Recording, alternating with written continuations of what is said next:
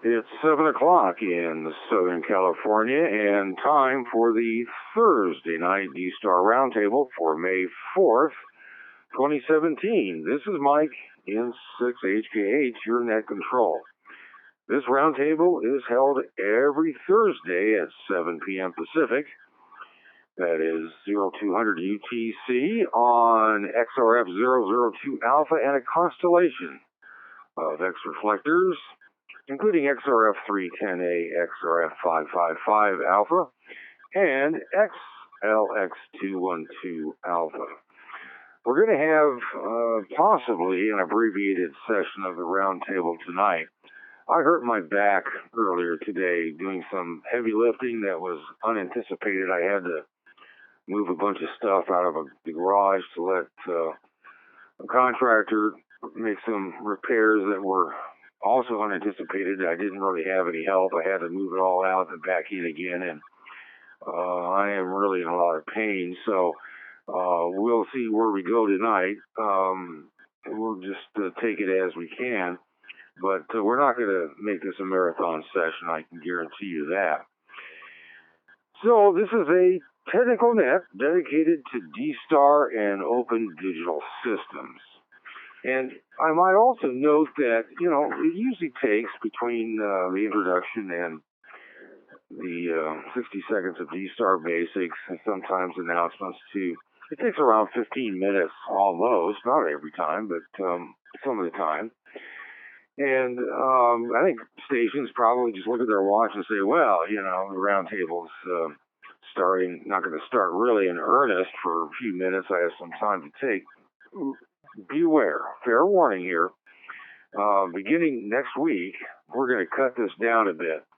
The reason for it is that I would really like to get into the meat of the roundtable earlier and cut down a bit on the length of it, but not because we don't want a lengthy roundtable. As you know, usually around about 3 hours, sometimes far longer, rarely a little bit less, but there's no reason to carry on all night and just add an unnecessary amount of time because we run through the beginning of the introductory script, I call it, to start the roundtable. But the few times that I've skipped it, then we start having stations that are new to this net and unknowingly start checking in. As you know, those that have been around for a while, this is not a check-in net. And we have other things happen with stations that perhaps mean well, but because they didn't listen to the introduction, they didn't really have a full, feel for what we do here. So for those of you that take a snooze and, pop on the radio maybe 10 or 15 minutes, because you just, why listen to what you've heard for years? Next week, you might want to not do that because you might miss some important stuff because we're going to get started into the meat of this net earlier. So, as I mentioned, we don't take formal check-ins and we don't do a roll call, and that's just to give us more time to talk D-Star. But this roundtable is a group effort. I don't run it by myself. So to join the discussion, start a topic, ask a question, just key up when I call for stations. But please remember, don't quick key or tailgate.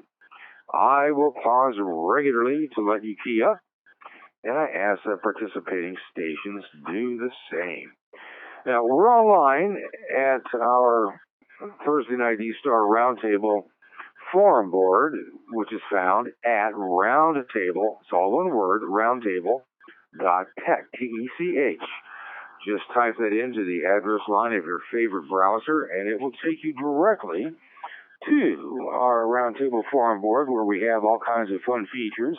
And at the very top of the landing page, you'll see all you need to know about this net, how to connect to it, how to listen to it live, how to listen to the podcast, where to find it. We've got all kinds of ways to participate and listen in, either live or later on down the line. So again, it's Roundtable, all one word, .tech, T-E-C-H. And when you get into the Roundtable forum board and take a look at things, so there's a shout box. It's really a live chat feature that we use to talk to each other, and particularly you can contact me in Net Control, or you can, more importantly, post the URL or DNS of the website or document that you'd like all of us to take a look at or perhaps download. And it makes it a lot easier so that those listening right now can look at it, and you can even create a live link if you like. And just as important, those that listen on the podcast or by some recorded means are able to take a look at the shout box, because usually it goes on for several pages. Some of it, the earlier stuff scrolls off the page, but it's all there for to help us provide additional content and to, as I said, put the addresses of websites and other documents that are important to what we're doing. And it just, it helps us not to take up time worrying about getting out those things to people. You can just read it, and you can also answer questions that are posted by those that are concerned about things.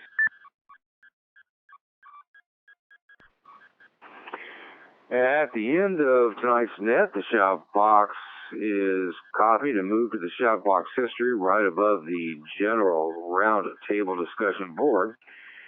And for those listening by podcast listeners can get the shout box automatically downloaded on most pod players. And, it's probably a pretty good idea if you'd like to sign up for the Roundtable Forum Board that has become a member of the shout box. Anybody can just use your call sign. But if you sign up, then you'll be able to post and start new threads in some of our boards that we have here, and you'll also be able to reply and get the latest information, and it'll tell you who's posted recently, but you have to be a member to do that. It's no big deal. Just register. It will take care of itself, and you'll be an official forum board member. We are going to not to do 60. Well, let's do this. Let me just see if someone wants to volunteer to do 60 seconds of D-Star Basics. I will listen for stations. If that's you, please key up now.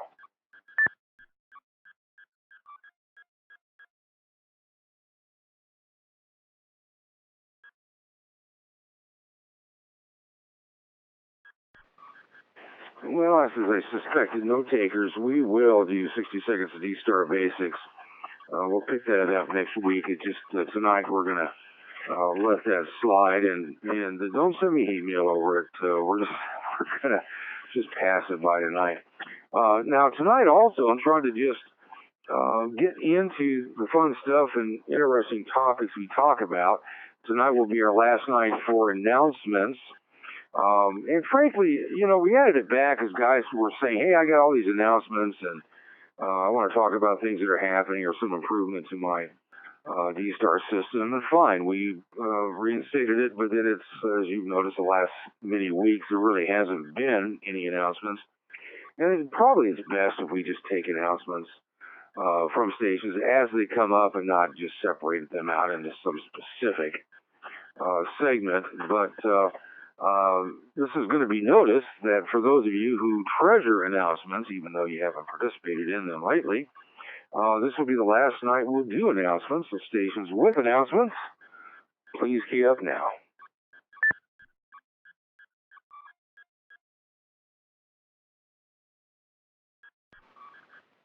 KD9HOK with an announcement.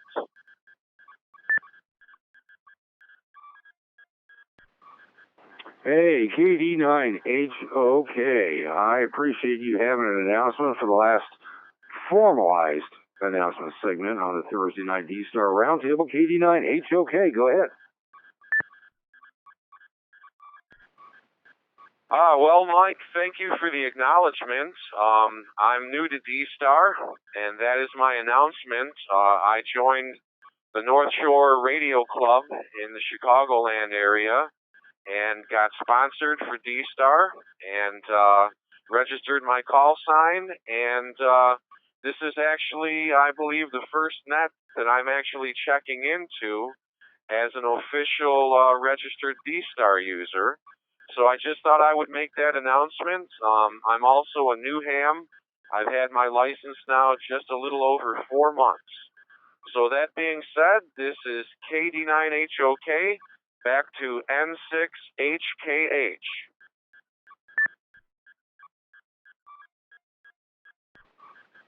Well, it's a pleasure to meet you, Greg, and welcome to the Thursday Night D-Star Roundtable, although tonight's going to be a little bit different than what we normally do, but congratulations on both scores, and I hope you enjoy it. The topics that we do here on the Thursday Night D-Star Roundtable are usually an advanced, it's just more advanced stuff we talk about because there's plenty of basics, basic D-Star nets, although many of them are just check-ins, which really doesn't help much. But you're welcome to join us if there's a question that you'd like to ask, and especially if there's something you don't understand. Just keep in mind, though, that probably a good chunk of new D-Star users listens to this net because even though you may not understand all that you hear, you learn a lot, and it'll put you far ahead in the fun of operating D-Star. So you got a good station? Thank you for keying up and welcome. Stations with announcements, please key up now.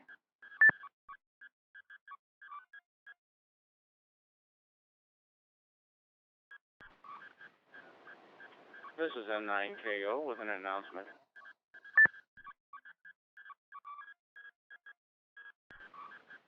Hey, Cal, N9KO. I just knew that when I was going to announce that we were just not going to do a special segment announcements, that there'd be stations with announcements.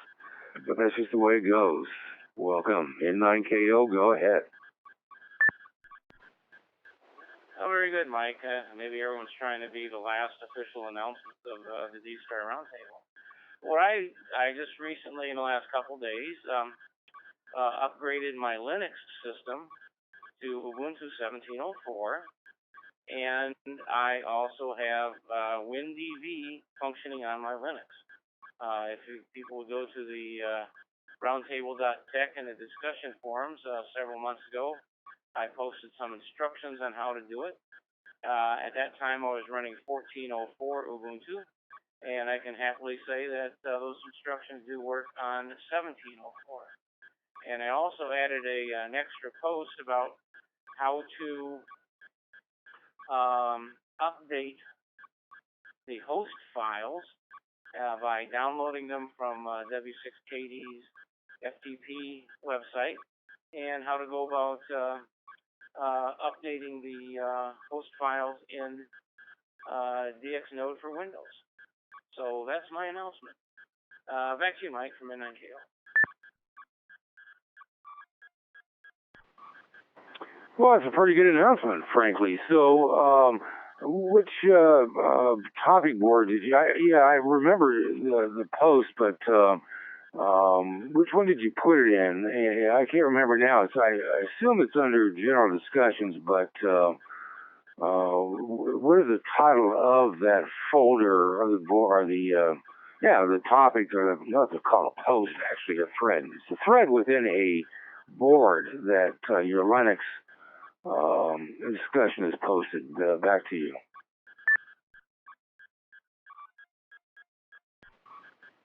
Okay, well, since I made some changes to it, it's on the general discussions, and it's the third one down, and the title is Use WinDB/DBnode for Windows on a Linux computer. And so I got my call sign identified as a poster in N9KO. But it's the third one down right now. Back to you, Mike.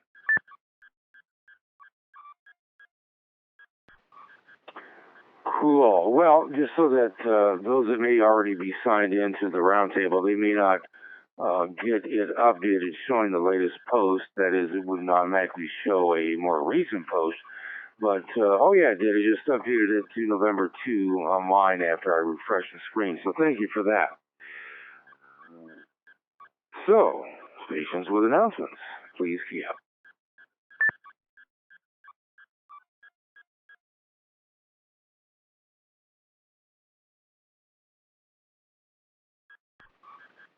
All right, nothing seen or heard. Well, the only announcement, and then I guess this is kind of trivia. I try to find something interesting for announcements just because sometimes, most of the time, nobody keys up.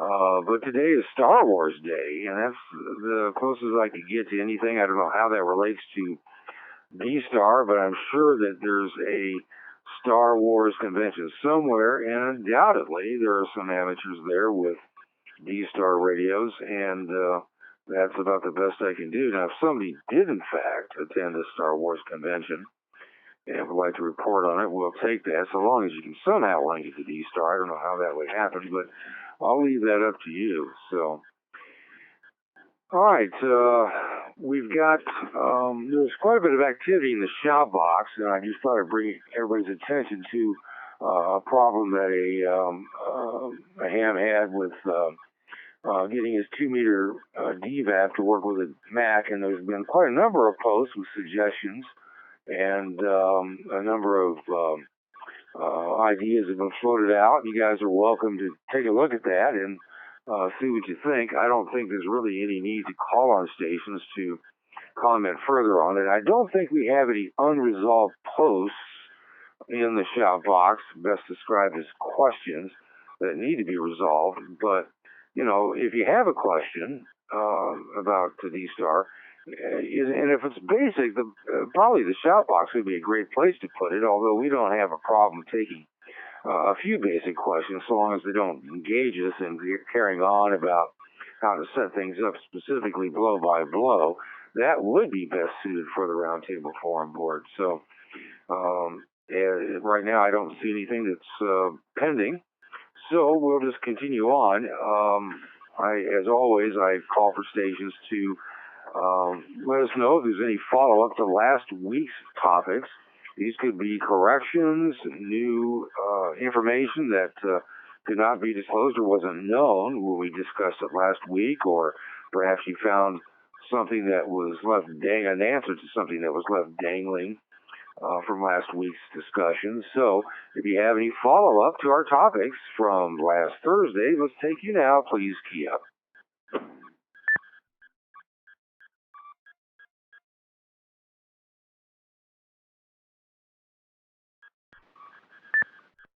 W6K. W6KDU, welcome. Go ahead.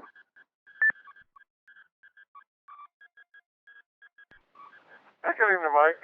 Well, I do have one announcement. The ICOM ID 4100 is available for sale, at least from Gigapart, $460.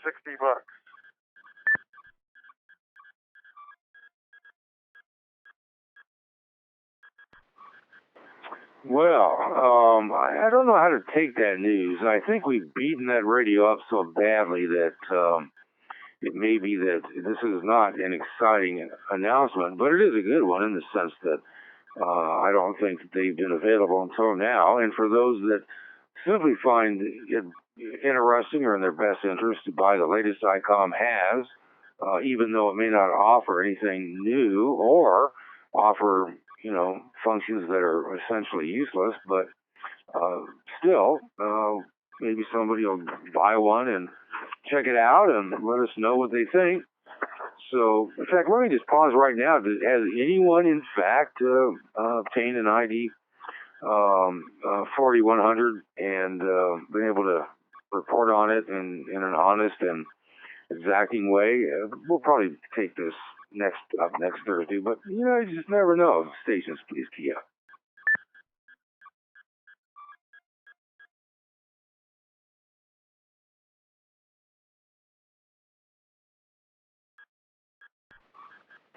Yeah, just a little too soon. So, I don't know, for a D-Star Mobile, that price may not be too bad. I thought it was going to cost more, but, you know, that's just me. So, all right, let's start out now by, well, let me call again. Anyone with anything from last Thursday, we talked about a lot. There's a lot to chew on. The net ran for a long time, and I don't think we wasted any time. So if, especially if you listen to the podcast and came away puzzled and wanted to follow up on what you heard. And tonight you can participate, but last Thursday you weren't able. This would be a great time to maybe ask a few questions about what you heard last Thursday. Let's do that right now. So stations, please key up.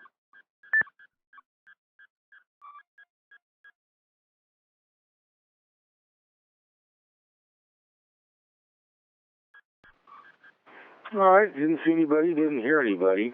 Let's start out first to see if anyone has any questions that they'd like to pose to those that are listening. We've taken the roundtable on long enough to those that usually don't check in until after they think that the introductory speech and beginning stuff is over with, that we should have everybody on board. So if you have a D-Star question, something that either couldn't get resolved at another net and you were recommended to bring your question over here, or if you've got something for the net. We had several stations, actually 2 Thursdays ago, who brought questions to the roundtable almost to the end of the roundtable, after 4 to 5 hours of runtime. And we didn't get a lot of responses. In fact, I think in one instance, we didn't get any response at all. And I said, hey, bring it to the beginning of the roundtable, because we did try to get you in, I think 2 Thursdays ago at the beginning. And last Thursday, we waited until a little bit later into the net. So I thought we could get those stations with questions who could not get them answered, because I just waited too long to get to you guys. Let's do you now. Stations, please key up.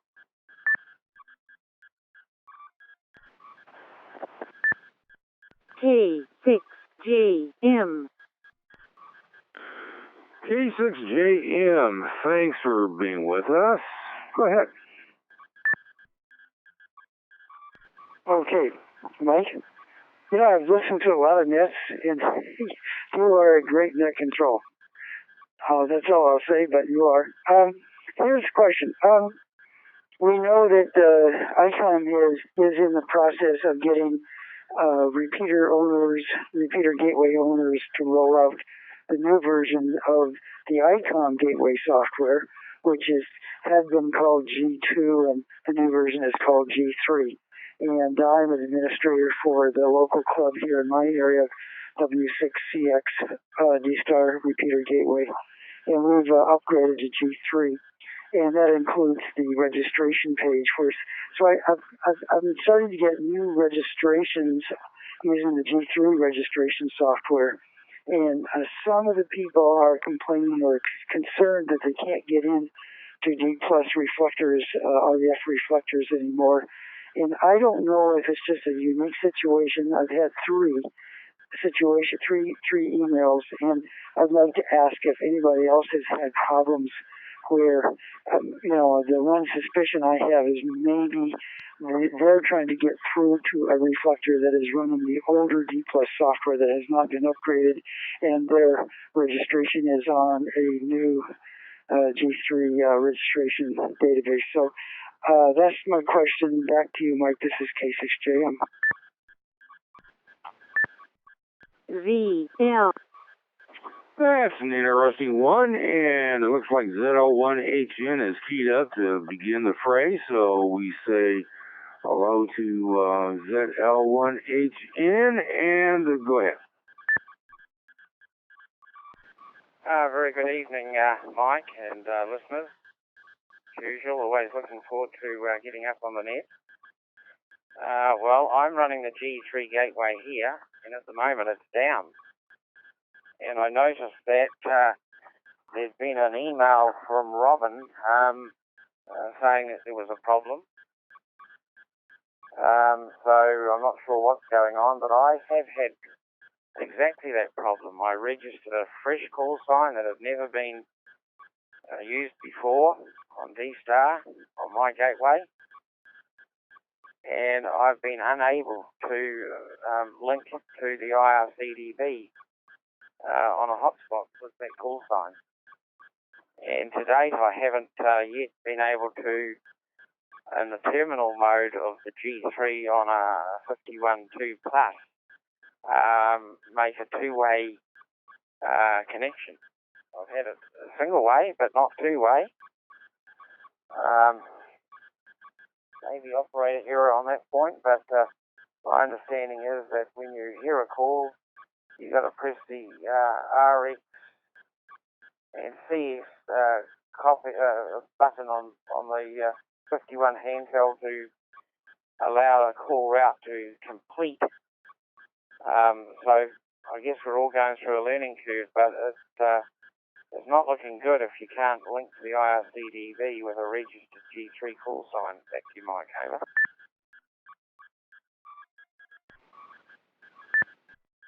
V. Well, that shouldn't be the way to operate. I mean, that's silly. That's not so. Okay, ZL2TWS recognized, but Brian, what is it that Robin said in his post or email that there's a problem? Do you recall in reading it what he said specifically the problem was that's being resolved? Back to ZL1HN. Well, it was something along the lines that there's no doubt that there's a double fault in the US Trust server data sync for reflectors, both primary and backup. And went on to say this normally happens around Dayton, but it's happened this year, and that's looking good for Dayton or something to that effect. I'm not reading it, I just recalled it. And you go on to desync, you'll see that ZL1 HND is no longer active, and so I'm not sure what's going on there exactly. And I know there's a few others down as well. Over.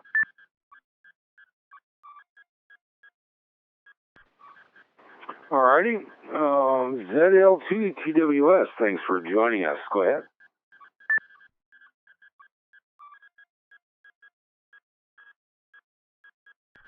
Good evening, everyone on the net. Brian, I think you made a mistake. You were telling everyone that you couldn't connect to the IRC-DDB network with a G3 registered call. I think what you meant was D+. You're unable to connect to any REF reflectors. That's what you meant to say, I believe. Over.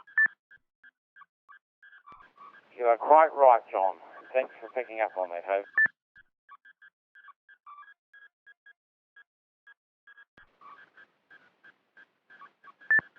Brian was discussing, we've been working on it. By the way, that username and password you just sent me by email does not work. So we'll talk about that on another reflector shortly.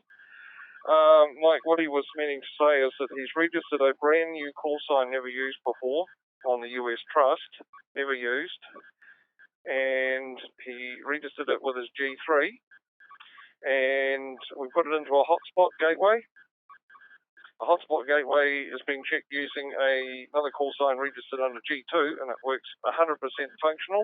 As soon as we put that call sign in for D+, it's been registered under G3, no connection. I get an NAK acknowledgement back from the servers, REF30, REF12, any of them.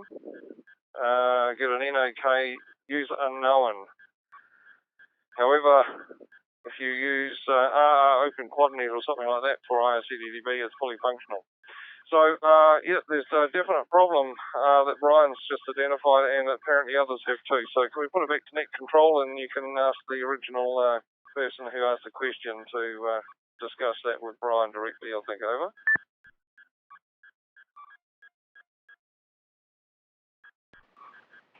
All right, I appreciate you clarifying that, John, and that way, because it was a bit confusing. And I found Robin's post, and in response to unable to link to reflectors, and that's in the D-Star Gateway Yahoo groups, and the complaints running up into this is that they were unable to link to the D+ reflectors, and running through a bunch of problems, trying to restart it, etc. And Robin replied, and let me go back and find it, and I scrolled past it because I wanted to see what people were saying. Anyway, his post, his Response today was, quote, "This was a double fault in the trust server data syncing to the reflectors, both primary and backup. This usually happens the weekend of the Dayton Hamvention, so maybe we will get lucky this year." In a smiling emoticon or something. Try it now. Robin, AA4RC.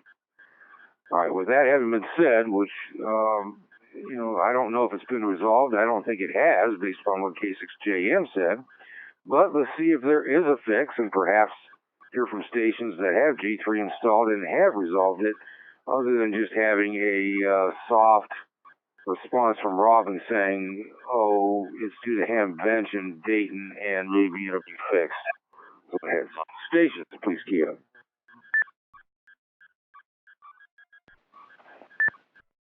K6JM. K6JM, go ahead.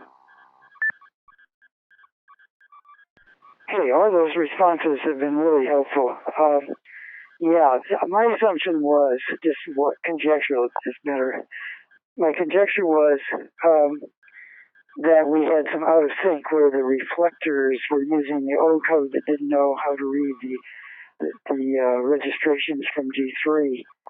But if you're telling me there's reflector 30 Charlie and some other popular reflectors, I'm pretty sure those have the latest version of Robin's reflector code.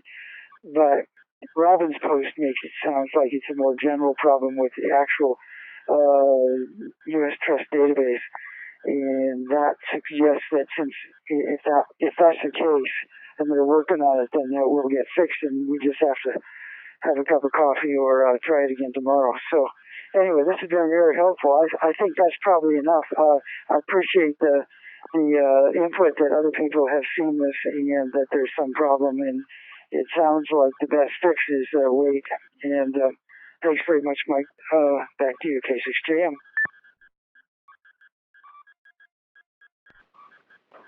All right, Jim, well, I didn't want you to think you were going crazy or suffering this alone. There's a number of posts where the response and trying to link to a REF reflector is, quote, "remote system is currently busy."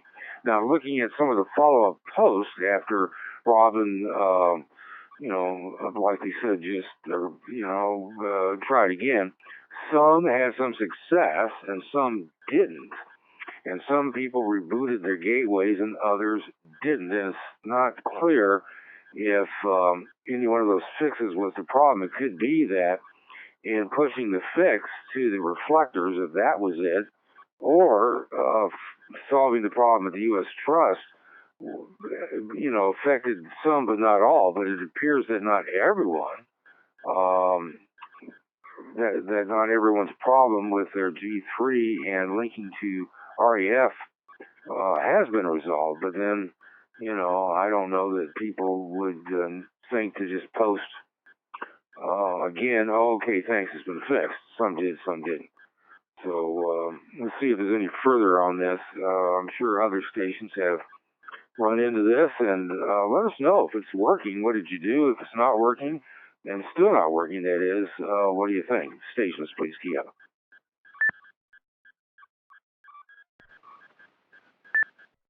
AA0RX. AA0RX, go ahead. AA0RX. Good evening, the net. I'm just trying to get a handle around this. I think things have moved from Gen 2 to Gen 3, and you're precluding many folks from getting on the regular REF reflectors, and this is called an upgrade. I think it's absolutely ridiculous. And to have a cup of coffee and just wait a few days, that's okay. We will have to do that, I guess, but to roll out a new system, and especially Gen 3, that's supposed to be REF reflector D+ friendly, and it doesn't work for people, is kind of absurd in my viewpoint. AA0RX.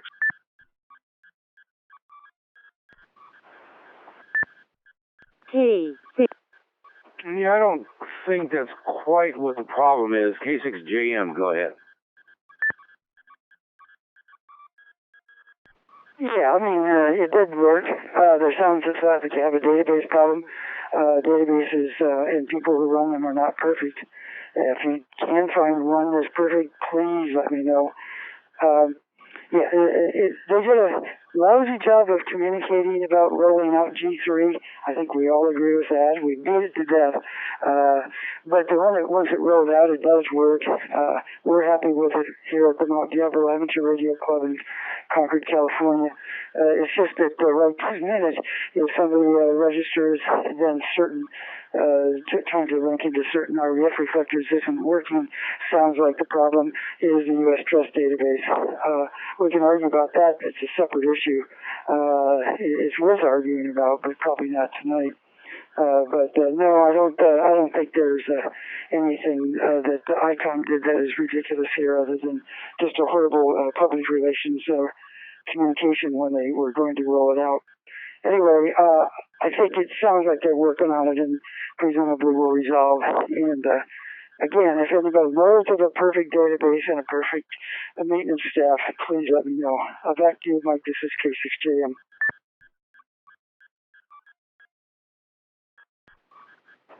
All right, Jim. I'm just looking at a summary in D-Star-Gateway Yahoo group and the latest post. Let's see, let me scroll down to the bottom. It's just, there'll be another summary, I'm sure, coming up. There we go. It was about 2:45 p.m. Pacific Daylight Time. So I'm sure there's been subsequent posts that they just haven't been thrown out as part of the summary. So you could go to that Yahoo group, I guess, and find more. But it seems that it's being resolved, but it's not getting resolved for everyone, but it seems that it's there's been nothing more from Robin, so we'll keep our fingers crossed. But as Jim said, if you have a G3 system and you have more information on this specific fault, or if you know that it in fact has been fixed, or if there's some other instruction that's been floated out from U.S. Trust or by Robin, AA4RC, other than just quote, try it again now, end quote, let us know, because just waiting for it to fix itself is neither fair nor appropriate if there's a specific, especially if it's not a big to-do to, for example, to reboot the gateway or do something else. But it seems like they're working on it. So stations with anything further on this question, please key up.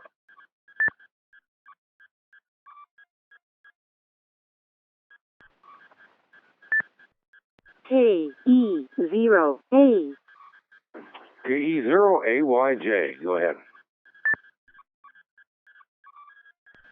Well, I keyed up, and I had to key up. For some reason, my DV Mega had shut down and rebooted, and I don't have no idea why it did it. And that's like the fourth time tonight it's done it while the net's going. So sorry, Mike. I'll sit in the background next time it does it. I'll go outside and reboot. Well, I mean, you don't have to go outside as a punishment to reboot and ban yourself from the roundtable. If it does it, you can reboot it. This is the first time I've seen this key up since, well, of course, I guess the key up that I caught you on may have been one of those inadvertent ones. Yeah, I don't know what it is with those devices. We get people, and it's not just the DV Mega, it's the DV4 Mini. That's the worst culprit. But it affects others where it just decides that you're going to talk and we're going to key up, and it does a quick key, and nobody knows the difference until somebody calls on you. So, strange stuff.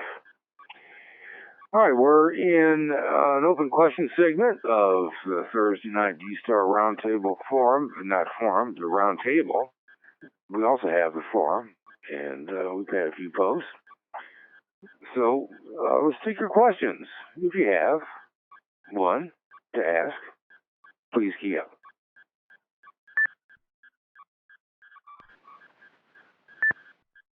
VE5XEF. I have VE5XEF. Thanks for joining us. Go ahead. Good evening, Mike. Earlier this week, in another net, a DMR net, I heard mention of some software called Pi-Star, Pi-Star. Got interesting, so I went looking for it. Found it through the help of Uncle Google, but there's very little description. Supposedly a load you can put on a card that goes into your Raspberry Pi, and it will, supposedly work with D-Star, DMR, Fusion, P25, whatever. And there's next to nothing on the site that Google found for me that goes into detail as to the hardware that it works with or anything like that. So I was just wondering if you or anyone else had run into that particular hunk of software and knew anything more about it that could possibly explain it or point me at a site where I can get more information.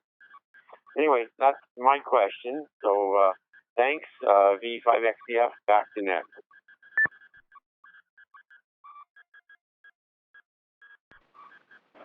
All right, Bob. Well, that is an interesting one. I have not heard of it, and in just looking at the index of my notes, I have not had a station bring this to our attention, at least not such that I took a note of it.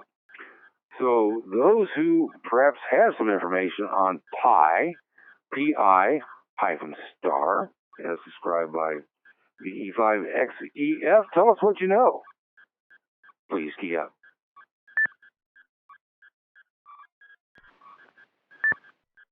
K6KD. K6KD. Hello, John. Go ahead. Well, good evening, Mike in the net. I'm thinking that they might have meant PiDV because that describes a similar description. That's a hardware dongle. It's actually, I think it's temporarily not in production, and the SumDV is being used instead, which we've talked about quite extensively. But both of them are described at NWDigital.com, NWDigitalradio.com, all one word. So that's what I'm guessing they might mean, the PiDV. But just a guess. Back to you, Mike.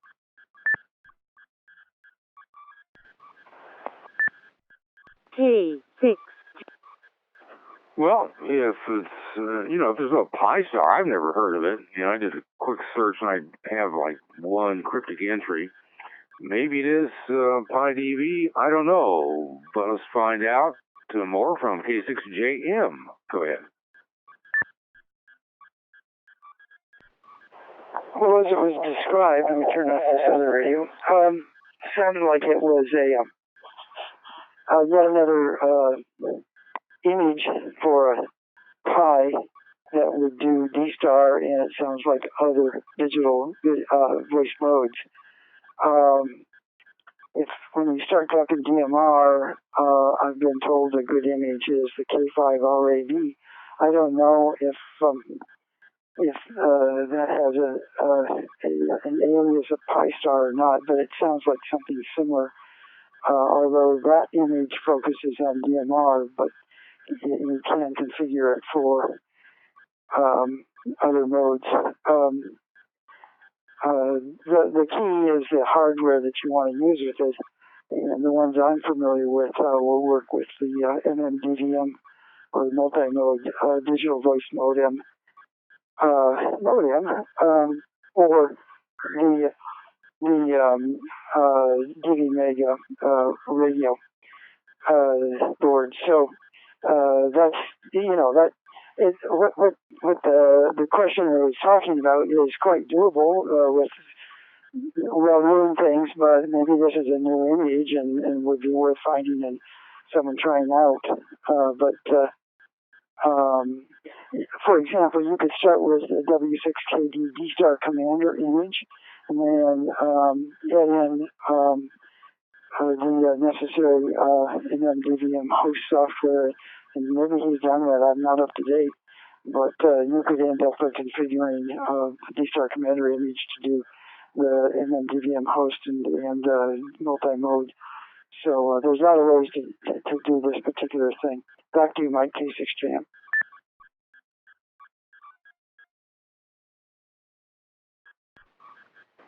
Thanks for that, Jim. I would think that there was a image for the Raspberry Pi, and assuming nothing further, that allowed it to, as XEF described, the D-Star DMR infusion. I mean, that would be a big to-do, and word of that would spread fairly quickly. And but I just can't imagine the Raspberry Pi, even with the most elaborate operating system image, to be able to do other digital modes. But, you know, I've been surprised before, so perhaps there's, there's more to this than meets the eye. But anyway, enough me rambling. Let's see if anyone else knows something, because I've just been guessing out loud, and we try not to do too much guessing here on the Thursday Night D-Star Roundtable without identifying it as such, and that was exactly what I was doing. Let's get some facts. Stations, please key up.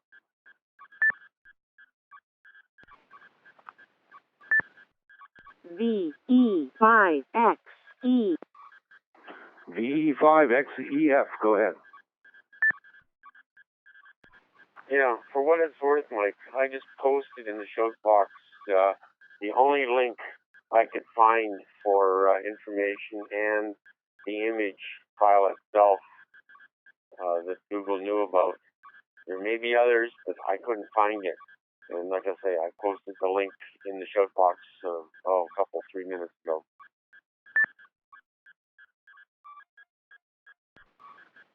Well, thank you for doing that. That's the perfect place to put it. And I'll let some stations check out that website, do some investigation, and maybe either post some information or key up and tell us all what they found. Sometimes things are titled differently than what they really are intended to do. And sometimes, you know, stations are announcing something they've tripped upon. You said you heard this on some DMR net, and without investigating it first, they want to be the first out the gate to say, hey, look what I found. And as it turns out, it's not quite what it seems. But you never know. Of course, that's the fun of amateur radio. Try stuff out, and if it blows your pie up off the desk and sends it flying, oh well, just get another pie, but at least you know. All right, anything further on this? If not, we'll see if anyone else. Well, I'll tell you what, we're going to pass on this until we have a chance to let some stations check this out, or, you know, perhaps they might recognize this now that we've been talking about it for a bit. Because it is worth getting an answer. If there's another approach to multi-mode on a Raspberry Pi alone, well, that's something to, worthy of knowing about. All right, we're in an open questions, and we'll throw in open topics as well segment here. And we're taking these things early on the Thursday Night D-Star Roundtable. So if you have a question, let's key up and see if we can't get some answers. Stations, please key up now.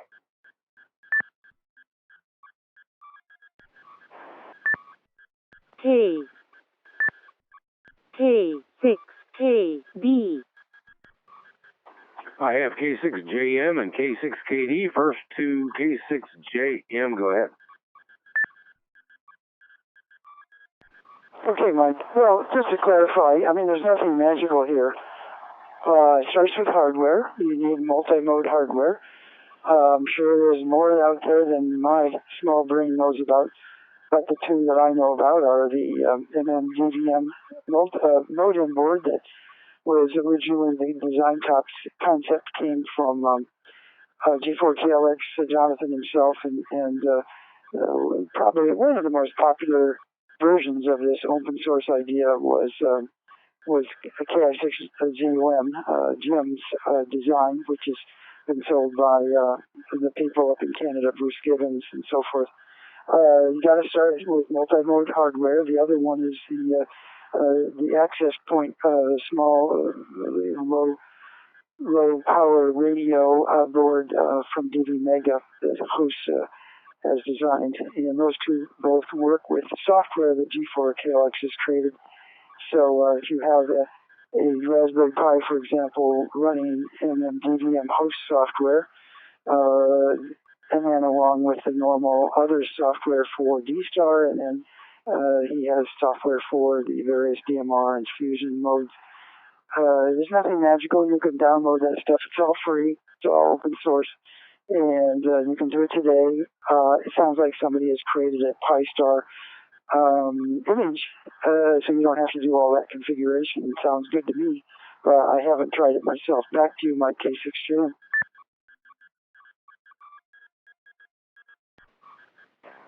Thanks for that review, Jim. Appreciate it. K6KD, go ahead. KE. Okay, Michael, I'm probably just repeating mostly what Jim said, but yeah, I mean, all you need is a Raspberry Pi and a DV Mega with the MMDVM host image, and the one that Jim mentioned, the KB5RAD, is a pretty popular one. Doesn't require too much configuration, and it doesn't do any cross moding or anything, but it does D-Star, it does DMR, and it does fusion to the open source Fusion YSF reflectors. It does all those, and it just with a regular Raspberry Pi DV Mega. Back to that.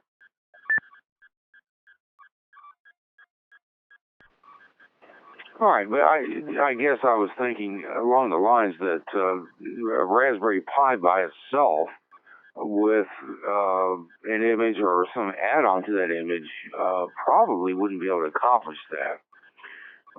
But you guys have both clarified what would accomplish it today.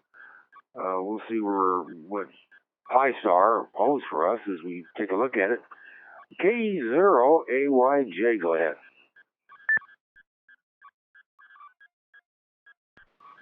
Well, Mike, once again, I apologize. It's the system doing it to me. I didn't touch a button. It just lost everything, and then when it comes back in, it keys for some reason. I have no clue what's going on.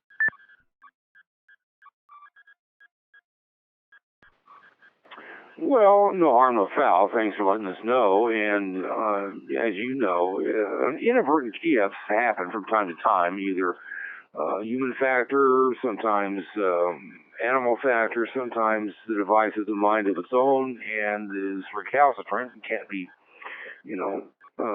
told to behave itself. But, perhaps this might be a good time to see if there's been a fix for this, sort of just dropping on the floor and kicking it around. Has anyone determined why it is that some of these devices just decide to key up on their own for no good reason, causing embarrassment, harm, and, the requirement to explain oneself if you're connected to a reflector? If you have any thoughts, please key up.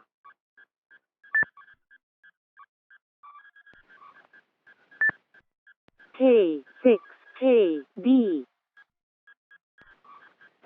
K6KD, go ahead. Okay, well, one possibility is if the internet connection is intermittent, the gateway might think it's disconnected and then try to reconnect, even though it remained connected. So that could be one factor back in that.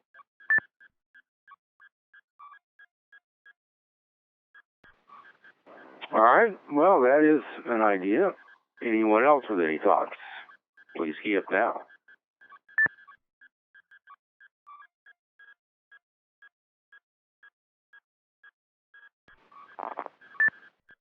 AG6W. AG6WK, go ahead.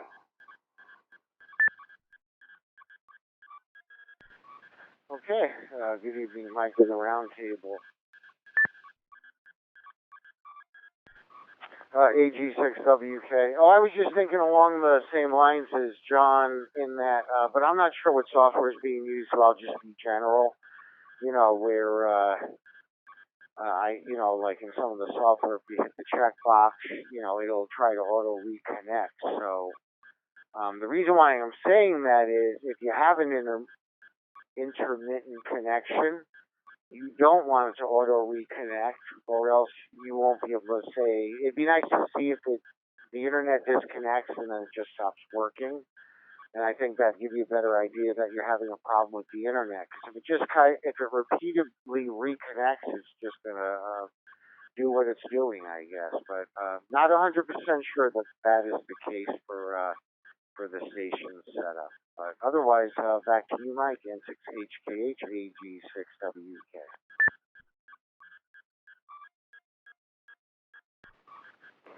All right, Barry, thanks for that suggestion. Anyone else? Please key up.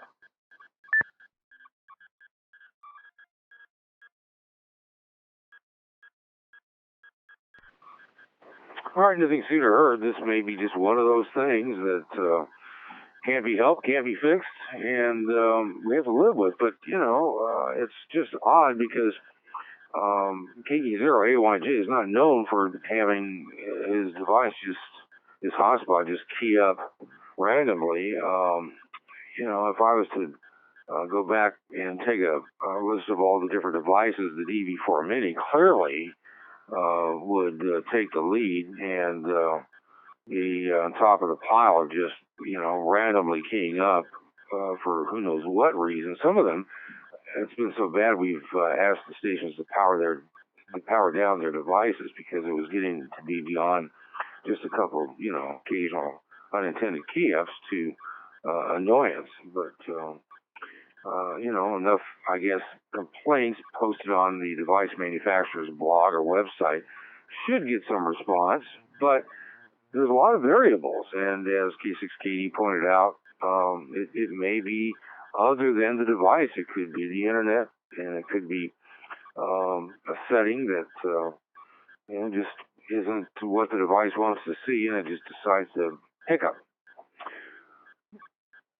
Stations, we're in open questions. Anything further? Any unanswered questions? Or you chased over here to get the questions answered? Something come to mind listening to the past roundtables? This is a great time to get them answered before we move on. Stations, please key up.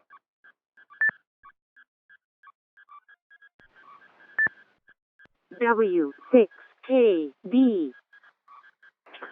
W6KD, go ahead.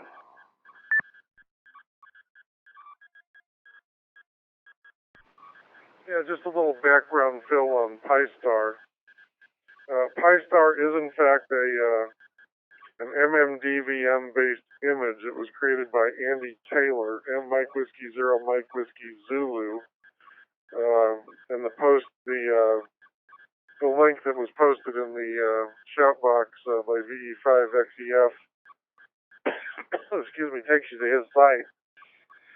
Jonathan Naylor actually tweeted about it. I didn't take note of the date of it, but and then there's actually a YouTube or two with people using it. The YouTube that I chanced across a minute ago was somebody using it with the with KI6ZUM's MMDVM board, and there's also a post in the Shark RF forums talking about using it with the DV Mega. So it appears that it's one of several MMDVM based images for the Raspberry Pi. Similar to what well, I don't know if it's similar, but on the same vein as what KB5RAB has done, and perhaps others. So from what I've been able to discern, though, it's essentially the same range of hardware that that the other MMDVM based stuff on the Raspberry Pi uses. The DV Mega, the dedicated MMDVM experimental boards in particular. So that's a little bit of a fill. But yeah, the Andy's site is pretty pretty devoid of detail. It talks about it, but it doesn't say what it is, what it's used with. There's really no background on it. But if you do a little bit of Google foo and read between the lines, it looks like an MMDVM image for the Pi with the same hardware that the other suspects are using as well. So the usual cast of suspects. I'm saying that facetiously. Anyway, so that's my take on it. First blush. Back to that W6 Katie.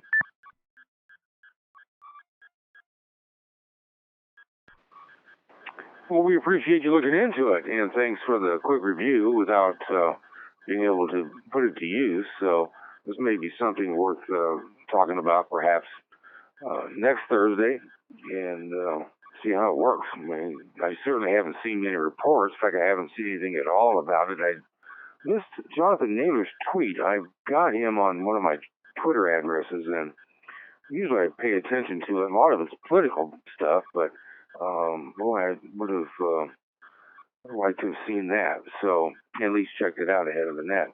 All right. So any further questions? And for that matter, if you have any topics that you think the roundtable should, either entertain starting or perhaps taking a look at for a future roundtable, we'll entertain those as well. Stations, please key up.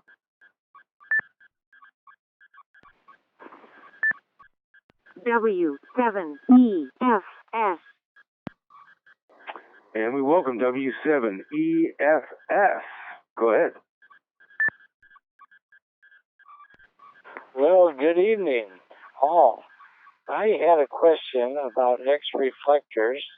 When somebody connects and we can see them on the dashboard, and they do have the CQ back in the UR field, but they are unable to transmit for some reason. This happened to me last year with an earlier version of the XLX software. That got corrected, and recently we had somebody else. And I'm wondering if there might be some diagnostics that someone can suggest, please. Thank you, W7EFS.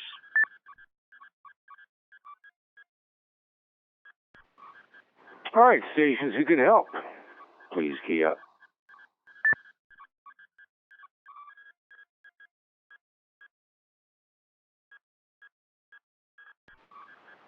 Mike, I'm not sure I understand the issue, W6 Kitty.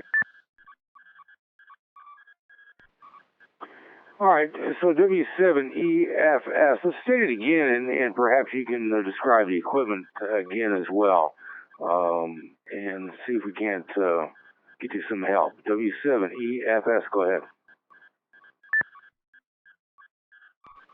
All right, and thank you. I think that was Jim, the D-Star Commander feller.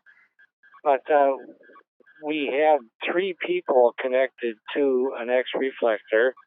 2 of us were conversing normally.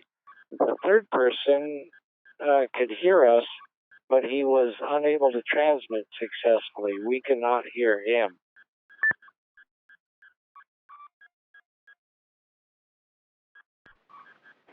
Do you know if he was transmitting via hotspot or via a repeater using a radio, the repeater assumably connected to that reflector back to Tony? Go ahead.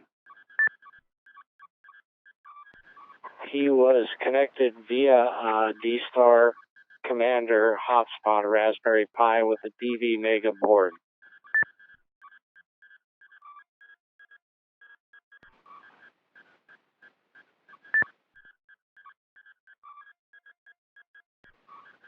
W6KD, go ahead.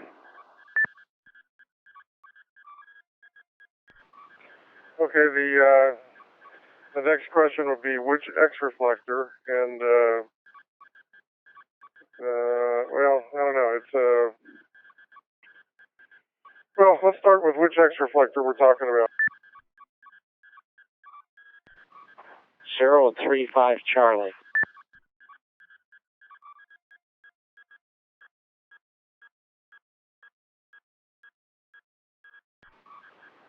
So XRF035 Charlie, correct? Correct. You asked for an X reflector.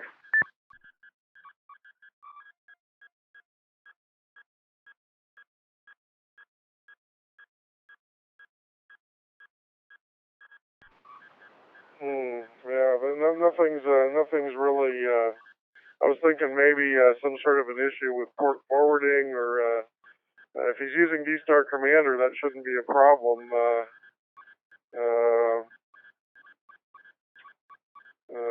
Unless something, he's got something exotic going on with his ports on his router. But so he can hear you, but he can't transmit. Is that right? Correct. W7EFS K6K N9KO. Okay, I've got K6KD and N9KO, but let me check to see if W6KD has anything further. Bob, go ahead. No, go ahead. I'm looking at a couple things. I'm thinking about it, but nothing's really popping up obvious.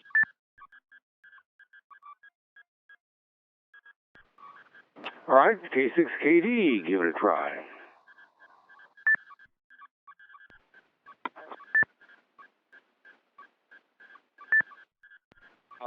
And he has not changed the host files. And I assume he probably has not.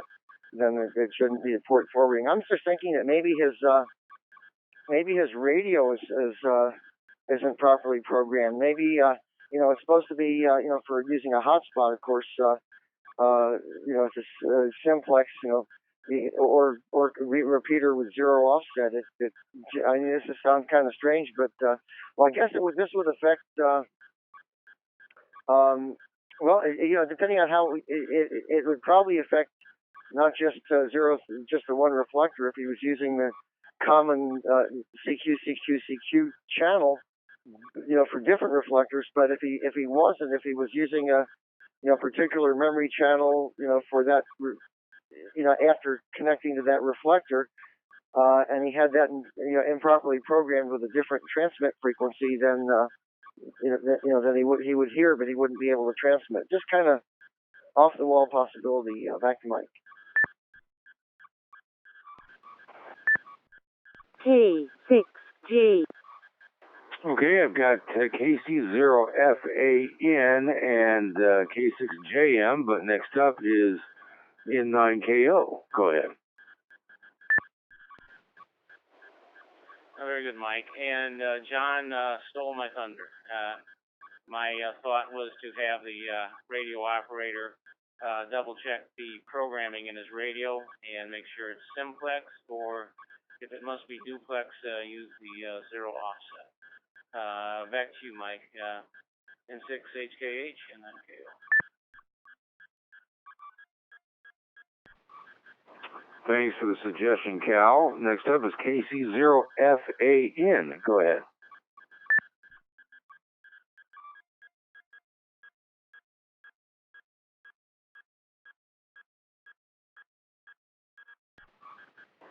Well, I got a couple key-ups in a row. It was a quickie, KC0FAN. If you're trying to get into the round table, it's your turn. If it was an inadvertent key-up or your device went berserk, just say so and we'll take you off the list. KC0FAN, go ahead.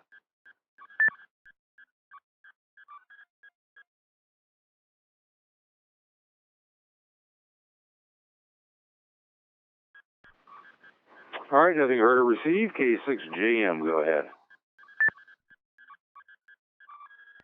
Okay, I was thinking this might be a good opportunity for all of us to learn or think about troubleshooting techniques in general, but applying it to this one in particular.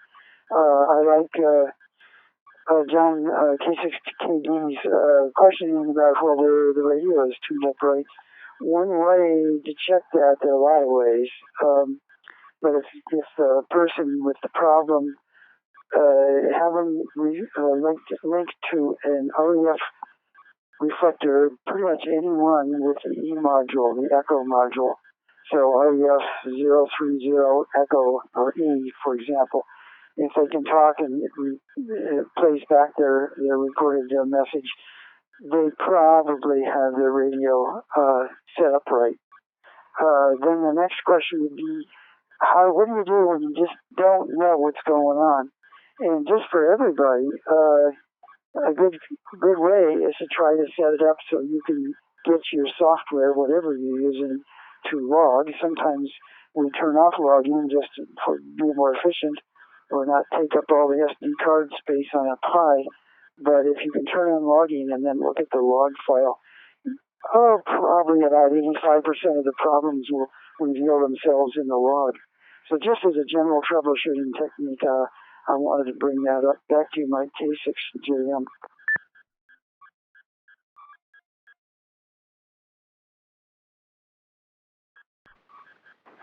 All right, Jim, thanks for that. And, John, troubleshooting techniques are something that we all sometimes forget to think about. But then again, you have a station that you're not in control of, and you begin to wonder why, well, how could this be? Now, if it's a radio, it's typically a programming problem, but it's hard to tell unless you have the radio in hand and you've had that experience. So we'll see what transpires, and good luck to you, Tony, W7EFS, and the station that hopefully you'll be able to help. All right, stations, please key up.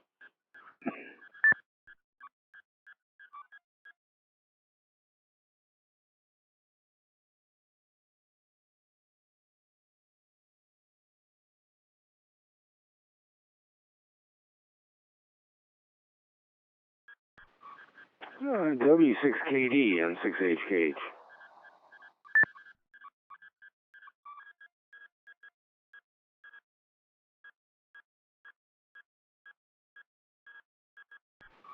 W630, go ahead.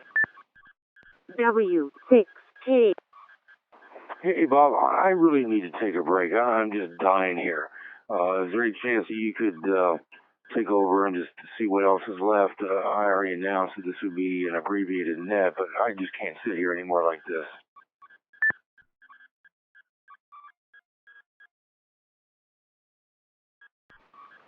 Okay, I don't have much longer myself, but yeah, I can go a little further. Yeah, I appreciate it. I just, see what's out there, and because I really feel bad about this, but honestly, man, I'm dying, and I have got to step away and deal with this.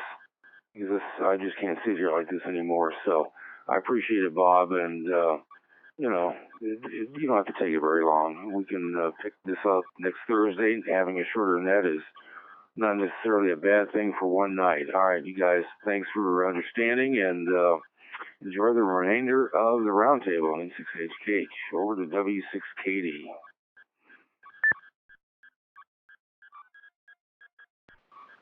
Okay, Mike, I hope you feel better. All right, this is W6KD, the Thursday Night D-Star Roundtable. Topics for the net, please key up. W7E K6JM. Okay, I have W7EFS and K6JM. W6EFS, go ahead, Tony. Well, thank you very much. I just wanted to say thank you for everybody that addressed my issue there. The operator is a Navy chief submarine, level 7, I think it is. So I trust his judgment in things, and his diagnostics are pretty much the same as mine. So, all right, and I thank everybody again. We'll go ahead and do the echo test and see if that works. But thank you, Bob, or is it Mike? I think Mike was having the issues there, and I generally tend to bore people, so I don't blame him a bit for needing to get away. W7EFS.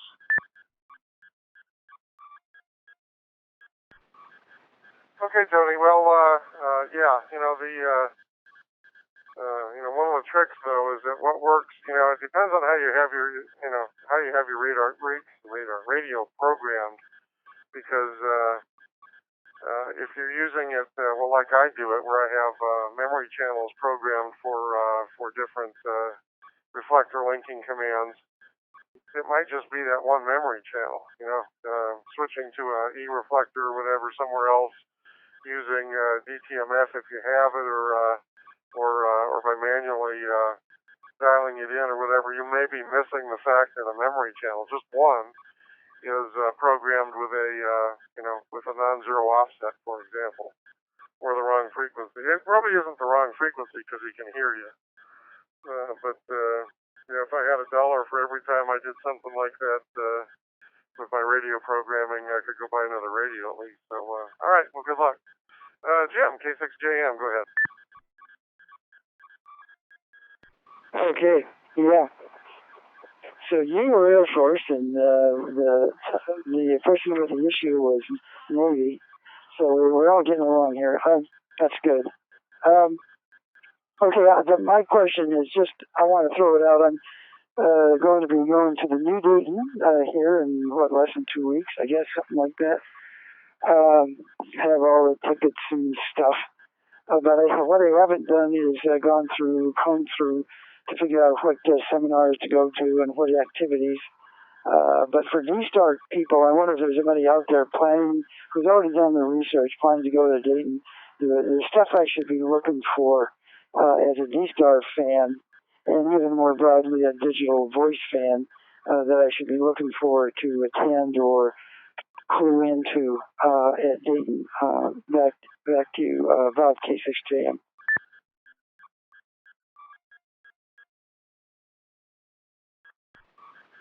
Okay, Jim. Well, that's a good question, actually. Is there anybody out there that's read in on the D-Star in particular, and digital voice in a more general sense, seminars and events that are planned for Dayton this year? And if you even if you're not going, if you know a little bit about them, go ahead and chime in here and maybe help Jim out on what to look for. And for that matter, those of us who know somebody who might be going might be interested in, poking them in the side and say, hey, ask them this or look at that, So anyway, anybody with the gouge on Dayton as it regards to D-Star or DV digital modes, please give.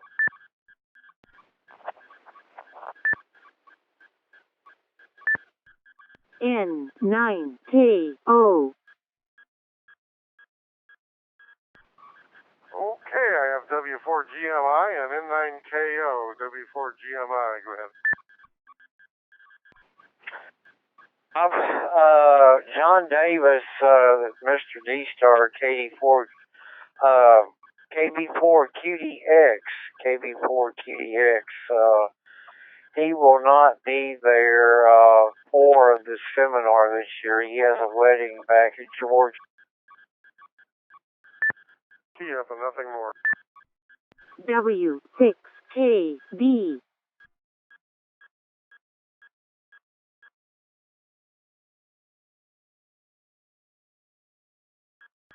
Well, let's hold on a second and see if he's talking. He might have dropped out there. We'll give it a few and see.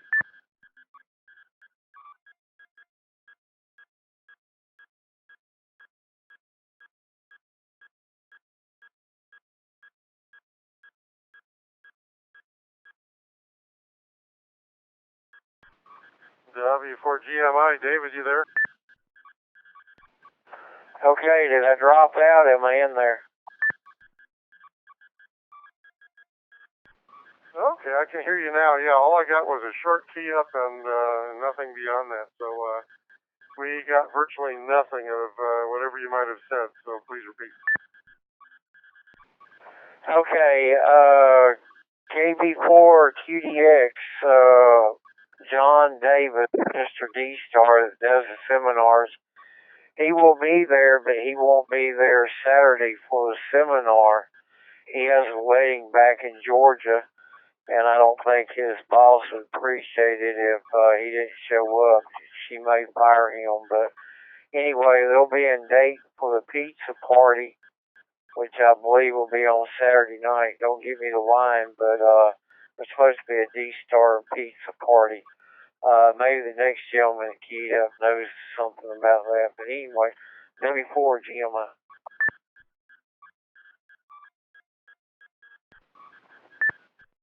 KE0AYJ. Okay, KE0AYJ acknowledged. Okay, well, hopefully you won't have to be registered on the U.S. trust system to get a piece of pizza. So anyway, thanks, David, for that. Let's see, we had N9KO. Cal, go ahead. Okay, thank you, Bob. One thing that I always look at, and I recommend to new D-Star users, a couple months after Hamvention, is to take a look at the Friday morning D-Star InfoCon YouTube videos that are made on the 3 1-hour sessions on Friday morning at the Drury Inn Hotel in Dayton, Ohio. This year they will not be having the Friday morning sessions at the Drury Inn. However, the customary Friday evening get-together, which includes presentations, is going to continue per the D-Star InfoCon website. Friday evening at the Drury Inn, it will be held from 6:30 to 8:30 p.m. And it's at the big restaurant row up there at 6600 16 Miller Lane. So it's on, I think Needmore is a cross street over, I guess that's 75 up there, and just west of 75. Back to you, Bob, N9KO.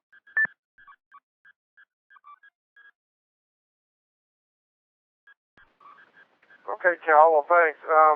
One thing I'm wondering myself is the venue. Is that something that was associated with the previous Hamventions over at Hera Arena, or Anyway, I'm curious how the venue relates to the new location. Anyway, and if you have that URL for the InfoCon videos, it'd be much appreciated if you could post them in the shout box for folks that are listening or folks that might be tuning into the podcast later.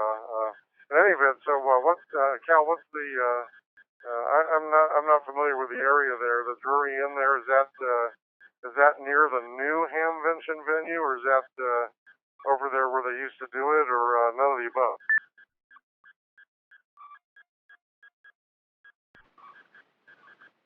Okay, Bob. This is the same venue as in the prior, 5-6 years they've been doing it. So they haven't changed it. So it's in the far northern part of Dayton.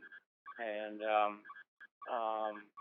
I will do that. I'll put a couple posts in I'll put the street address for anyone going there this year who would like to attend the Friday evening meeting at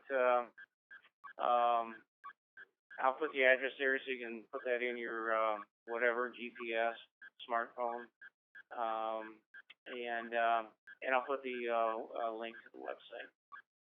Back to you, Bob, N9KO.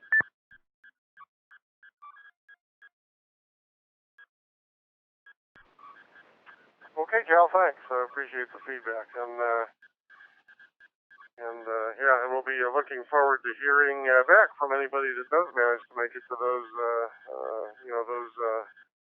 sessions and meetings and anything to do with DV video or DV voice modes.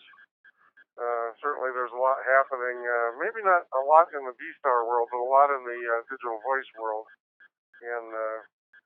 And the last couple of years, although a number of people went, we didn't get much feedback from Dayton afterwards. So if you're going, please take some notes and please show up at the roundtable with notes in hand. It'd be great for us to hear from somebody that was actually there and got to witness the carnage firsthand. Okay, let's see. Andy, KE0AYJ, you're next. KE0AYJ. Hello there, Bob. And Mike, if you're still out there listening, take another one, sit back, relax. Everything's going to be just fine. I'll be showing up in Dayton Thursday evening. I helped setting up a little bit in some of the booths out there, including the ICOM and D-Star area. I'll be attending the Friday night gathering and the Saturday night pizza party. And there's another informal session happening Saturday night, but I don't know who all is involved in that, and I've been invited to that. So I'll be taking notes, as I usually do, and possibly some video also. And as soon as I get the site information back, and it's sometimes updated, I go ahead and post it in the shout box for all to see. There's always some sort of finger waving going on and new gadgets held up in the air, and I hope not to particularly pay attention to that stuff. Hocus pocus and witchcraft involved in that. Don't really care to get involved into the middle of that, but that's where it stands right there. And I'll be departing there right after the shutdown Sunday back to Central Indiana. So we'll be running into the roundtable that Thursday night out there, and preparatory and see what all I can find out for everybody before meetings, because we usually show up Thursday night and have a little gathering of our own, see what rumors abound. KE0AYJ, back to net.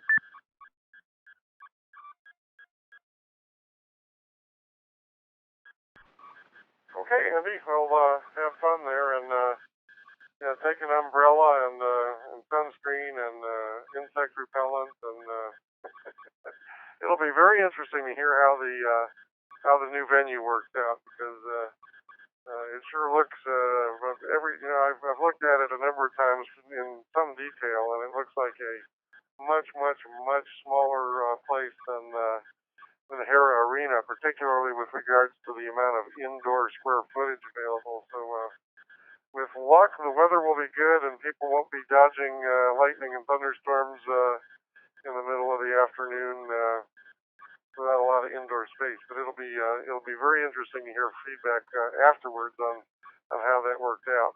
Okay, that pretty much gets to the end of the list there. So and to the end of the topics at hand. So anybody with a topic for the roundtable, please key up now. W4GMI.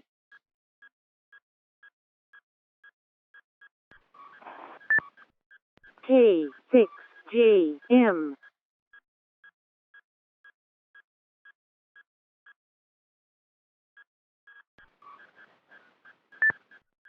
W6KB. Okay, I got kicked off there on a double. Look, I have David, W4GMI, and Jim, K6JM. David, go ahead. Bob, this question is asked directly to you. The RCDDB software, is it important to run the GUI log in that software? I'm not sure exactly what it does. I should know by now, but I haven't paid attention to it. And I'm loading up a new repeater tonight as we speak. That'll be repeater number 3 for our area for D-Star. But is the GUI log necessary to keep up with? Over.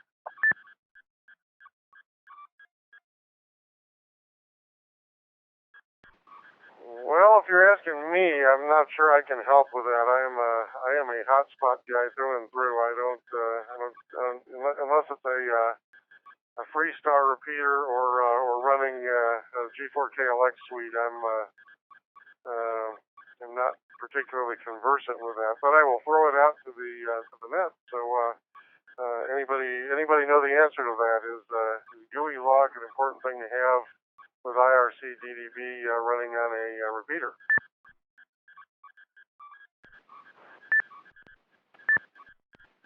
Well, Bob, it's the same thing as running a hotspot. You just run it on a repeater. W4GMI.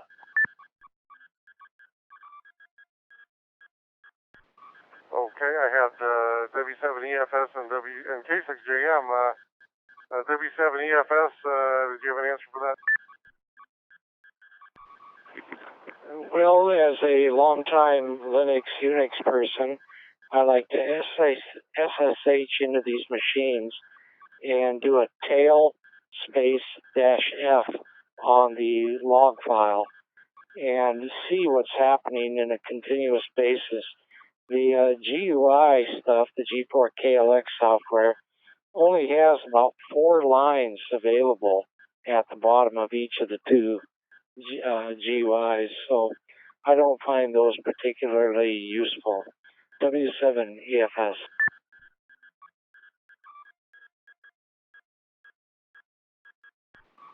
Okay, Tony. Yeah, the GUI log is not it's not even ringing a bell to me. So if it's part of the G4KLX suite, it's something I haven't paid any attention to. Of course, the IRC-DDB gateway log and the D-Star repeater logs are important if you're looking for some insight in what's the the internal workings of your repeater. But GUI log, I'm not sure if that's an option in the G4KLX, in the IRDDB gateway config or what there. I'll let Jim go, and then David, I'll send it back to you for follow up. Jim, K6JM, go ahead. Okay, yeah, I mean, I think the question might be when David was asking about the IRC-DDB log, did you really mean the G4KLX program IRC-DDB gateway and its log? I think that's probably what you meant. And, the answer is it's up to you. If everything's working, and we're comfortable that if things stop working, you can turn on the logging and then hopefully catch what's wrong. And we can leave it off for years, and then when something bad happens, turn it on and look. But on the other hand, as the previous responder said, it's kind of fun to just leave it on all the time and tail that log and see what's going on. So it's really a personal choice as an administrator. But I do think we should be real careful. There is another piece of software that's used very commonly called IRC-DDB, and it's usually that refers to the software that's dropped in to a G2 gateway computer and provides IRC-DDB last heard information. But that's highly different, very different from IRC-DDB gateway by G4KLX. So I think sometimes you got to make sure everybody knows what you're talking about there. Back to you, Bob, K6JM.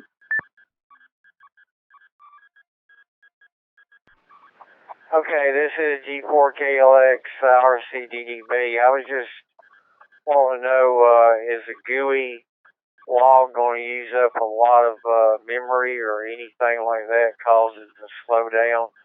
And I realize I understand what it is now, so you can go back and troubleshoot, but will it slow down the repeater any? Over.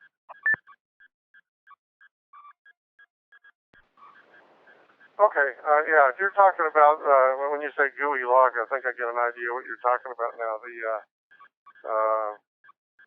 It's actually those same two files I was just mentioning, the IRC-DDB gateway, and then it adds the date, IRC-DDB gateway dash, 2016 or 2017 dash 05 dash, 04 or whatever dot log.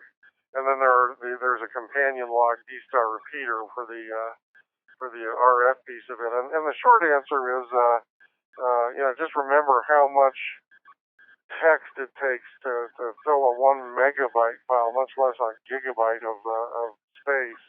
They say you can fit the entire Library of Congress, the text of all the books in the Library of Congress in a few gigabytes. So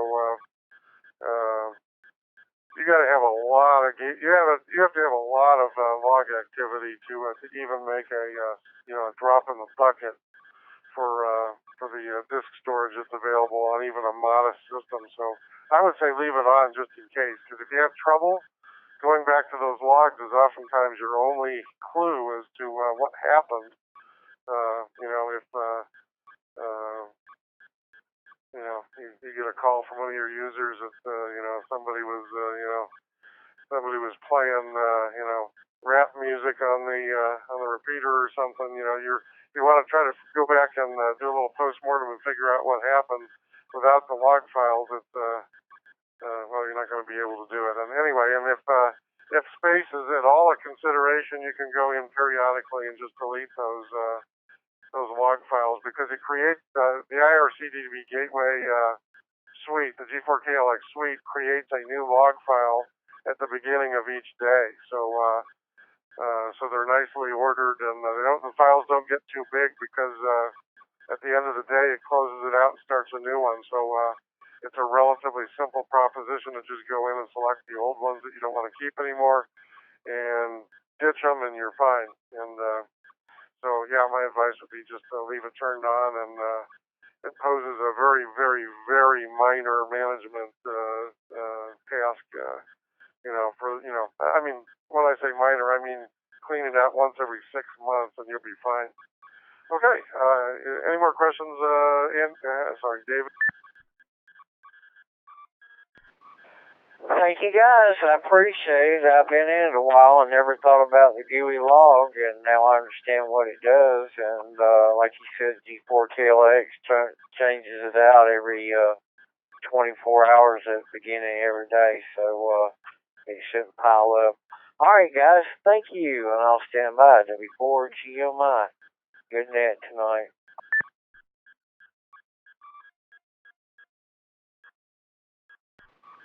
Okay, thanks, David. And Cal19KO posted some links for some of the sessions that were held in 2016 at the last convention.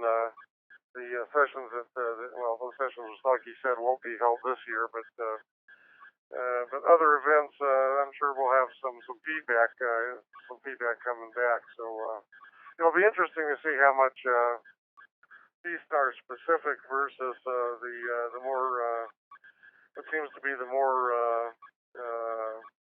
popular multi-mode stuff that seems to be popping up everywhere. I suspect that the general direction will be probably more towards that than straight D-Star. But yeah, it's always interesting to see. I think we have a clue of what ICOM's going to be hawking there at the convention. They've got they just rolled out. They got stock of their new radio everywhere, and I guess they're hoping that nobody notices what the terminal and access point mode are really all about. So anyway, okay. Thanks, David. Good question and good comments. Any more issues for the net? Please keep. W7EFS. W7EFS. Tony, go ahead. Well, thank you. I had a router DHCP lease renew, and this part of that last sequence there. But what I like about the D-Star Commander is the setup is so easy, and it's using the G4KLX software, so the log files are there, and I cannot suggest strongly enough to people how important those log files are.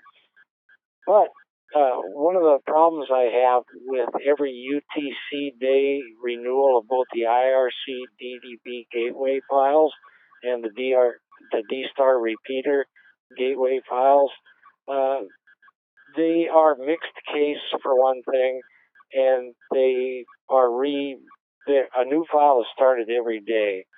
And I would prefer to have like the OpenDV software that is used in Compass Linux, lowercase, not mixed case file names, but lowercase, and then a continuous file, and using log rotate, which rotates those logs every week or every month, however often one wants them. But it makes the grep for any call sign using ordinary native Linux tools to analyze those log files. It just makes it so much easier. So, Bob hint, hint. Maybe you could relay that message to the D-Star Commander maintainer. And I thank you for your work. I really do admire it. W7EFS.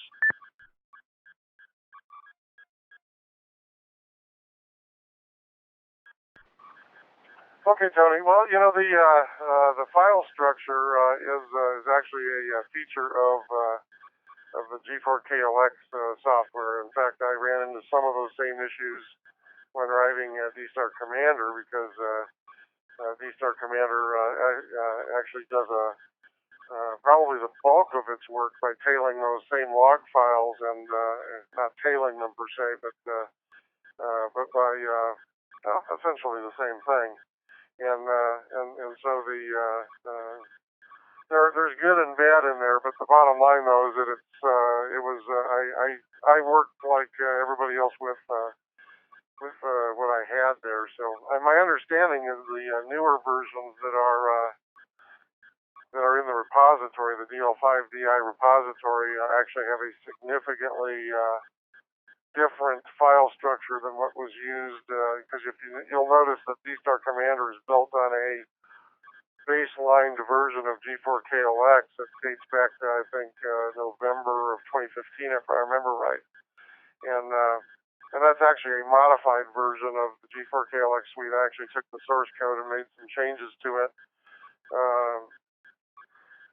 And I've been remiss, remiss isn't the right word. I've been hesitant to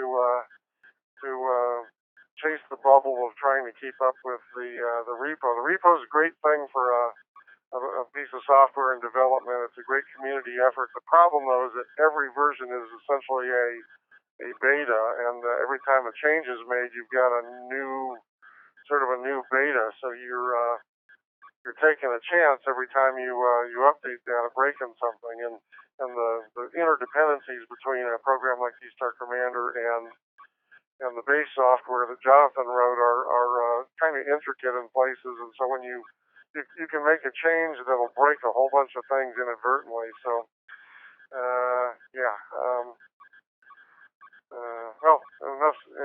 that's about all I can say about that. There actually are versions. If you run, if you actually download the source code from the DL5DI repo and compile it yourself, you'll have I'm pretty sure they got away from the daily log files in that. I remember hearing that somewhere. Don't quote me on it, but I believe that's the case. So your wish may have already been granted, but not with D-Star Commander at least. So, okay. And thanks for the question. Any more comments or questions, W680? Thank you, Bob. W7EFS.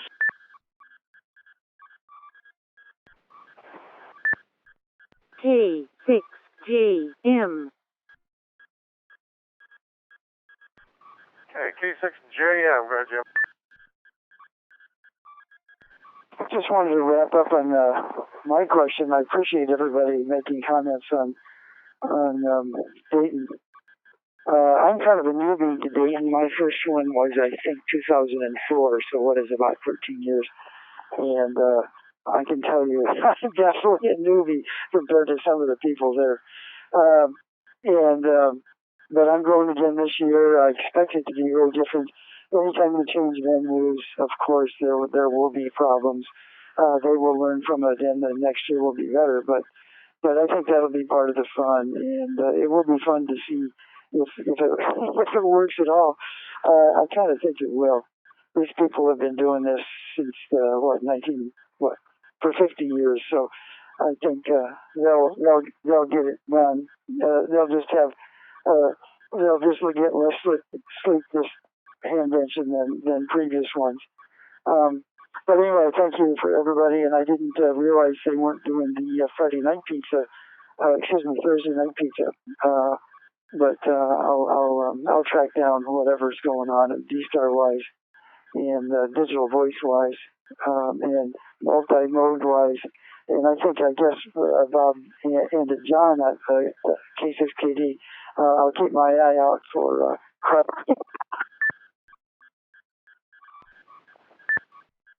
KE0AYJ.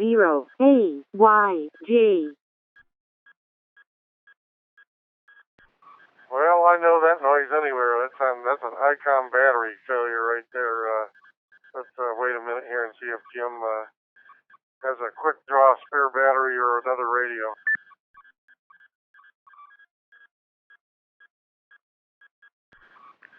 It was a battery problem.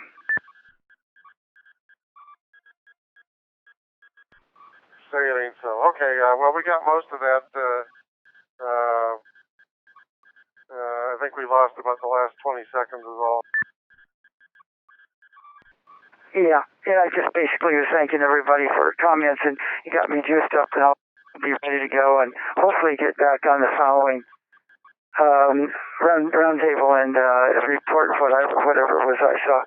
And my focus will be D-Star, digital, voice, and multi-mode in that order. 73 K6JM.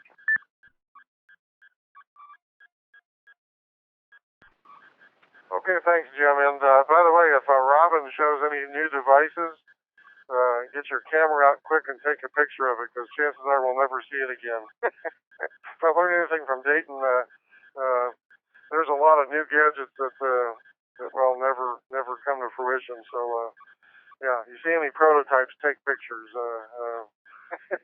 Okay, let's see. KE0AYJ, Andy, over to you. Okay, well, Bob, once again, I'm back, and it's completely on purpose. Something's not keying up. I found out what my problem was here. The signal system, or the signal from the cell system was going in and out so bad because we have horrendous winds and this downpour going on. So I flipped the switch on the cell amplifier, and instead of 1.5 bars, I got 6 bars now. So maybe that'll help. Thursday night, they were asking where the party is and what gathering is at. Believe it or not, it's at Hooters. And if my friend over there makes it, I'll be there and look around Hooters and see if I can't have a heart attack or something. But I'll get me a burger and do it that way because I don't drink. I'll be the designated driver, just for information only. And yeah, I've heard about the magic devices that disappeared. Somebody took a picture of one before, and I think I saw something that looked like a box with a wire hanging out of it. I've got a battery that looks like that. Back to net.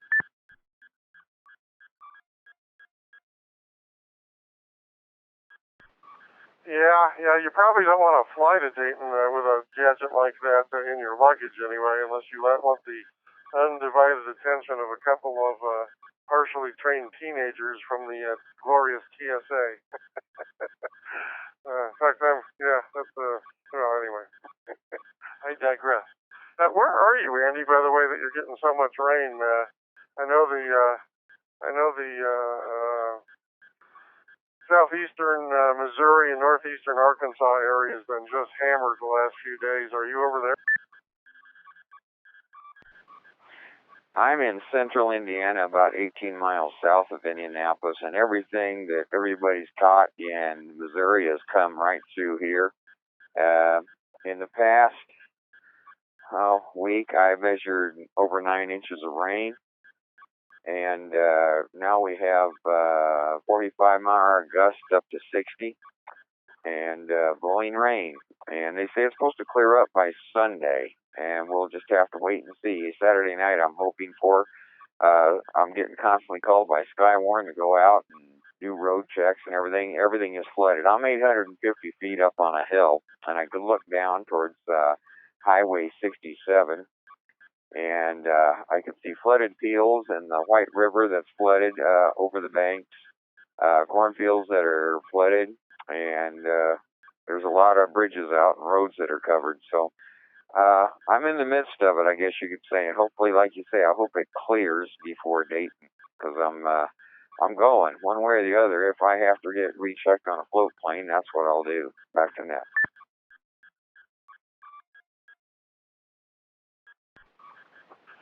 Okay, Andy, we'll stay dry, and hopefully we won't hear you Maritime Mobile on your way to Dayton. Okay, well, let's see. We've got about 12 more minutes before I'm going to wrap it up here. I'm I'm not going to be able to stay much past 10 o'clock my time. I'm here in the Mountain Time Zone in Colorado Springs. So if you got something lingering that you want to ask about, probably now's a good time. So patience with issues for the net, please, Keith.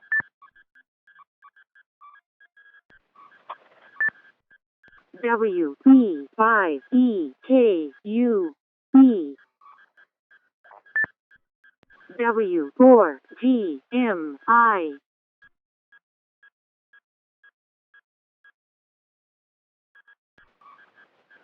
Okay, I have WB5EKU and W4GMI. Don, WB5EKU, go ahead. W6KD Internet, WB5EKU. Good evening, Bob, and thanks for jumping in, taking this from Mike. D-Star Commander question.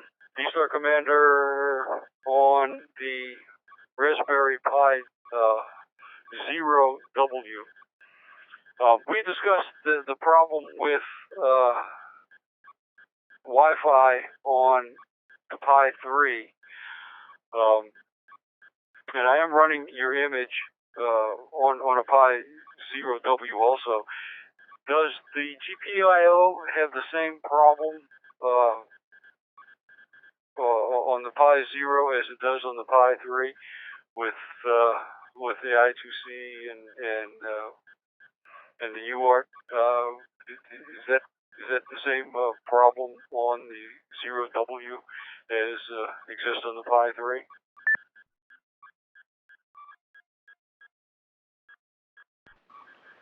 Well, I can't say definitively, but I believe that's the case. For those of you listening, the Raspberry Pi 3 and the Zero W, which is the wireless and Bluetooth enabled version of the Raspberry Pi Zero, which is a very small format version of the Raspberry Pi that lacks some of the features of the full-size board. Like, for example, it doesn't have USB. It doesn't have the set of 4 USB ports. Instead, it's got a couple of micro USB connections. It doesn't have audio. It doesn't have a GPIO pin header, although it does have it does actually have the holes in the board that you can actually solder in your own pin header.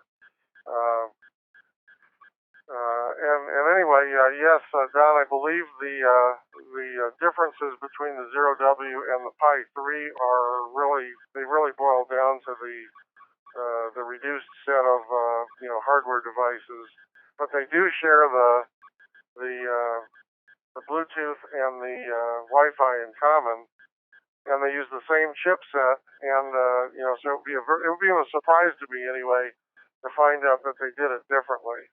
And again, for those listening, when the Pi 3 came along, the UART, the Universal Asynchronous Receiver Transmitter chip that is used to do serial I/O on the pin header, which is what the DV Mega board uses, was diverted to handle the Bluetooth and the Wi-Fi on the board. And instead of using the hardware UART, they created a software emulation of a UART, and that's what handles the pin that used to be the hardware UART pin on the GPIO header. So in a number of cases, in a fairly significant number of cases, devices that worked fine on the Raspberry Pis prior to the 3 were having problems because that software UART is not nearly as stable as the hardware one. And so when D-Star Commander, when I created D-Star Commander for the Raspberry Pi 3, which is version 2.0 and beyond, let me reset here. Anyway, when I did that, I included an overlay that disables the Wi-Fi and Bluetooth and remaps the hardware UART over to the GPIO pins, just like it used to be in the Raspberry Pi 2 and previous. So that's how I envision it should work. There could be something more to it. If there is, I'd be interested to hear about it, Don. So back to you. Okay, I appreciate it. Thank you very much. There's a couple of things I'm playing with here that might endeavor to stick something on the GPIO pins, and I was wondering if that, if you discovered that. I will, as I play and I find out, I'll keep you informed. But thank you for that, because I know you have dug deeply into it. I appreciate it. W6KD, WB5EKU, Granada Hills.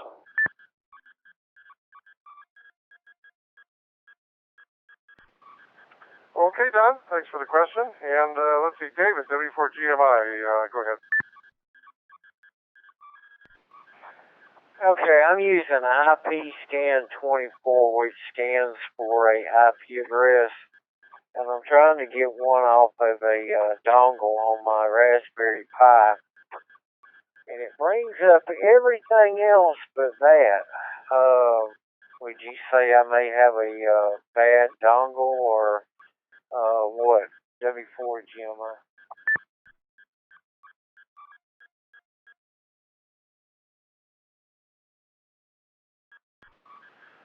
You're using a port scanner to look for a dongle. That does not make sense to me. Okay, I'm scanning for an IP address on it, and it's a little wireless dongle for the Raspberry Pi. Is that what I should be using, or I should be using something else? It's supposed to scan for wireless applications too.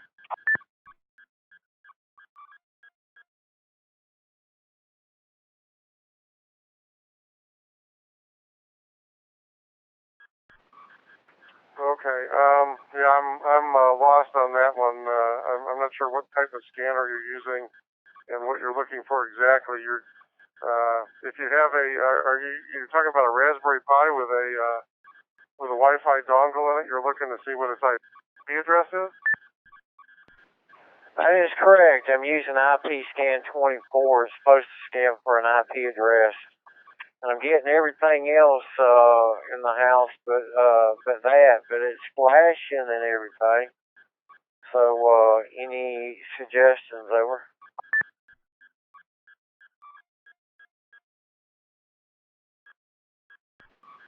Well, if I'm looking for first of all, what's running on that Raspberry Pi? G4KLX RCDDB. What I'm trying to do is test the repeater while I've got it here on the bench, and I'm going to plug it into a hard line when it gets to this location. But right now, we only use a hotspot for our internet. Over.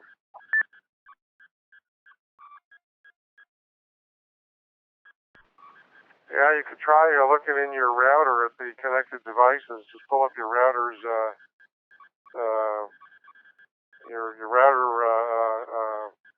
management interface. Usually a little web page, web interface, and nearly all of them have a connected devices list. And see if you can find it there. That should list the IP in use. Well, I use my router to set it up, load everything up. Now I'm done, and I want to connect to my wireless internet, which all I'm using is a AT&T hotspot. We don't have a hardline internet here, so I'm using AT&T hotspot. But I'm trying to find the port number. The IP address for the Raspberry Pi itself and the G4KLX RC DDB software, and I'm seeing everything else around the house with the IP Scan 24, which scans for an IP address, but I'm not seeing it. Over.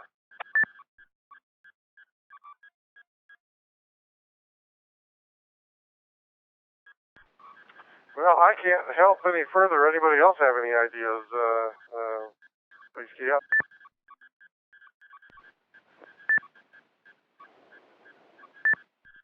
N K H R J L. Okay, I have N9KO and K8RJL. N9KO, Cal, go ahead. Okay, Bob, and I don't know if you alluded to this earlier or not, but for my home router, and I would assume a hotspot would be similar, typing in, open up the browser and typing in 192.168.1.254 opens up I'll call it the local network, and there's some tabs there that you click on and get to all the listed devices. Again, 192.168.1.254. Back to you, Bob.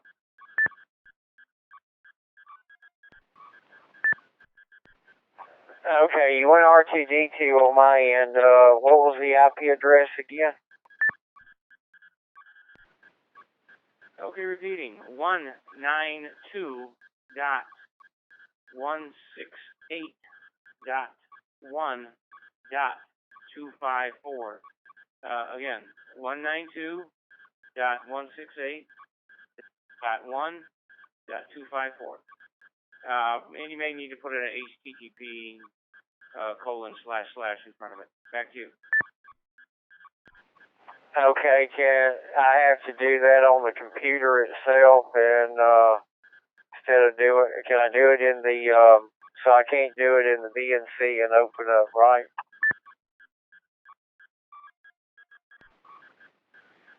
You don't even have to get into the Raspberry Pi. You can do it on a computer that's not even connected to it. Just a computer that's connected to your Wi-Fi hotspot. That's all you need.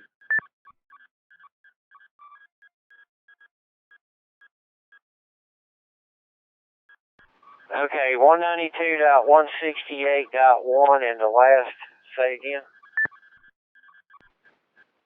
Okay, the last it's 254. So it's 192.168.1.254. 254. Back. Thank you very much. 254. W4 GMI.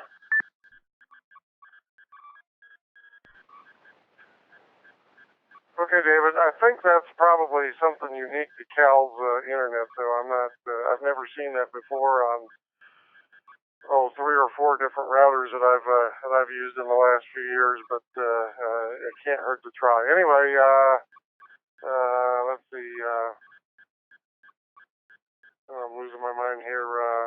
K9, I'm losing my vision. K8RJL, W6KD, you're next. Go ahead.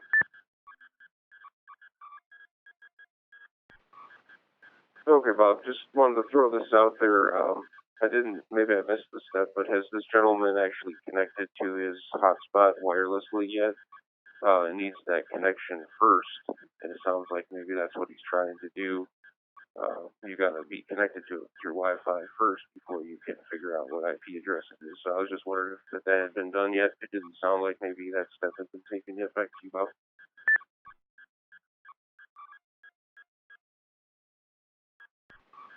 Okay, Rob, yeah, good point. If the Wi-Fi is not, if it hasn't, if it's not connected, then it probably hasn't gotten an IP address yet from the DHCP server on the router. So, that brings to mind another point, David, is that, I as a matter of habit, I always use IP address reservations in the router setup. So when I put a new device online, particularly a device that's doing hotspot duty, in any mode, D-Star or the other digital modes, I assign it an IP address and I hard code that. I make it's called IP address reservation, or there are other terms for it depending on whose router you have. But you can generally go in and tell it that when you see this MAC address, whatever the MAC address of the Wi-Fi dongle you're using, give it this IP address, and it'll reserve it. It won't keep any. It will tell the DHCP server, don't use this IP address for anybody else. And when you show up with that MAC address, it always gets the same IP address, and then you don't ever have to worry about that. Then you always know where it's connected. Sometimes you can't do that in the case of like cellular routers, jetpacks and cellular hotspots, cell phone hotspots. Sometimes they don't allow you to do that, but nearly all home routers do, and I find it makes things much, much simpler if I just, in fact, I use a kind of a system, and I group them in, the IP addresses in the 50s are one type of device, the IP addresses in the 100s are a different type of device, etc. So there's that. Let's see, Andy, KE0AYJ, go ahead. Well, Bob, you took the words right out of my mouth. It's KE0AYJ. That's what I was going to do, ask if he did connect to the hotspot first and make the configuration inside his Wi-Fi to connect to the hotspot, and then do the IP reservation by MAC address and only allow that device in. I can tell it on my hotspot how many devices to allow to connect, and then I went in and told it only these two MAC addresses, one being my laptop and my other being the Pi. Only those two devices are allowed to connect. And then I hid the SSID also, so nobody goes snooping at me or can't see it. They can probably see a signal but can't figure out who it is or where it is. So a bunch of little things like that I did. IP, if you're into the network and you're on the same segment as your hotspot, you can do an IP config space /ALL, in there and do that and see what your segment is, and I'm trying to remember the command in there. There's a command in there where you can see all the subsets that are underneath that one in the router also, and pull that log file, and it'll give you that to KE0AYJ. Back to net, Bob. Watch your time. You're getting droopy-eyed. W4GMI.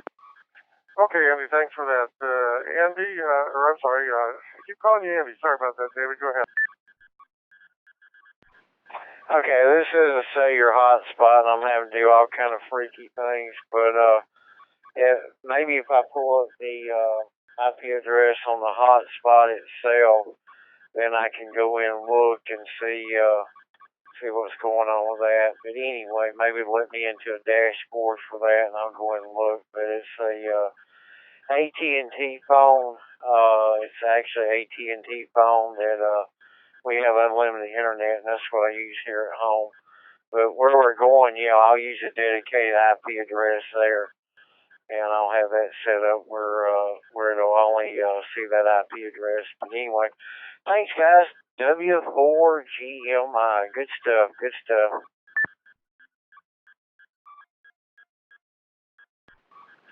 Okay, David. Yeah, and from a computer security point of view too,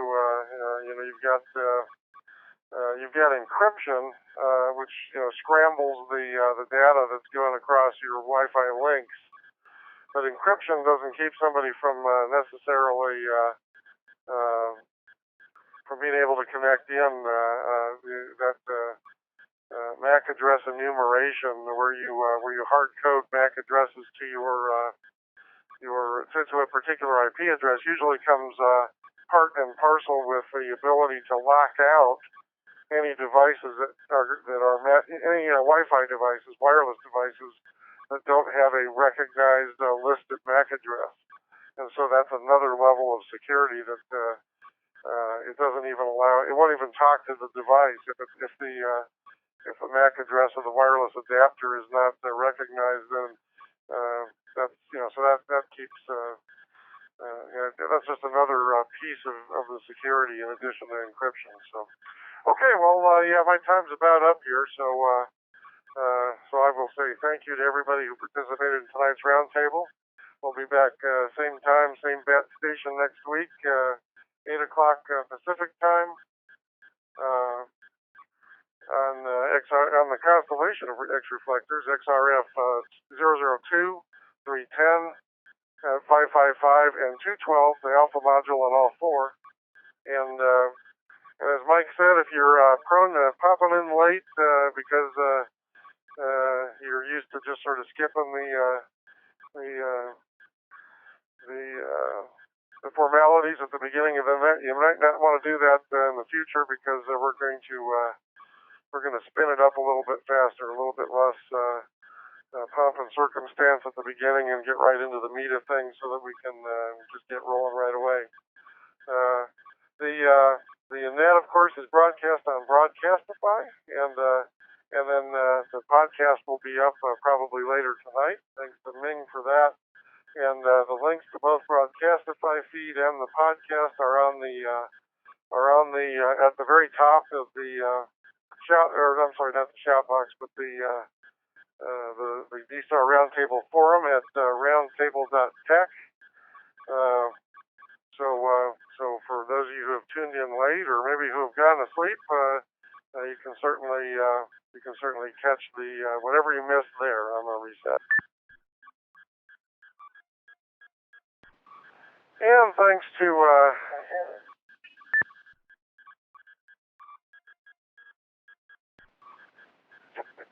I'm sorry. If I said 8 o'clock Pacific time, I meant 7 o'clock Pacific time. It's 8 o'clock my time.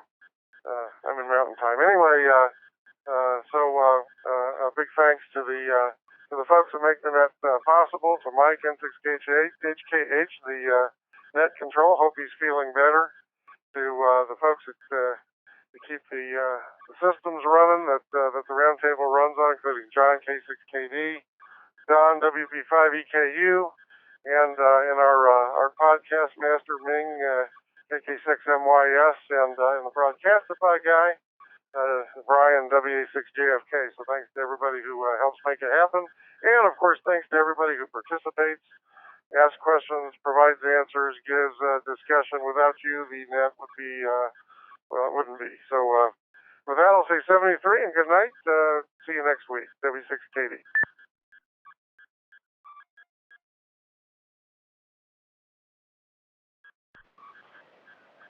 Nice job, Bob.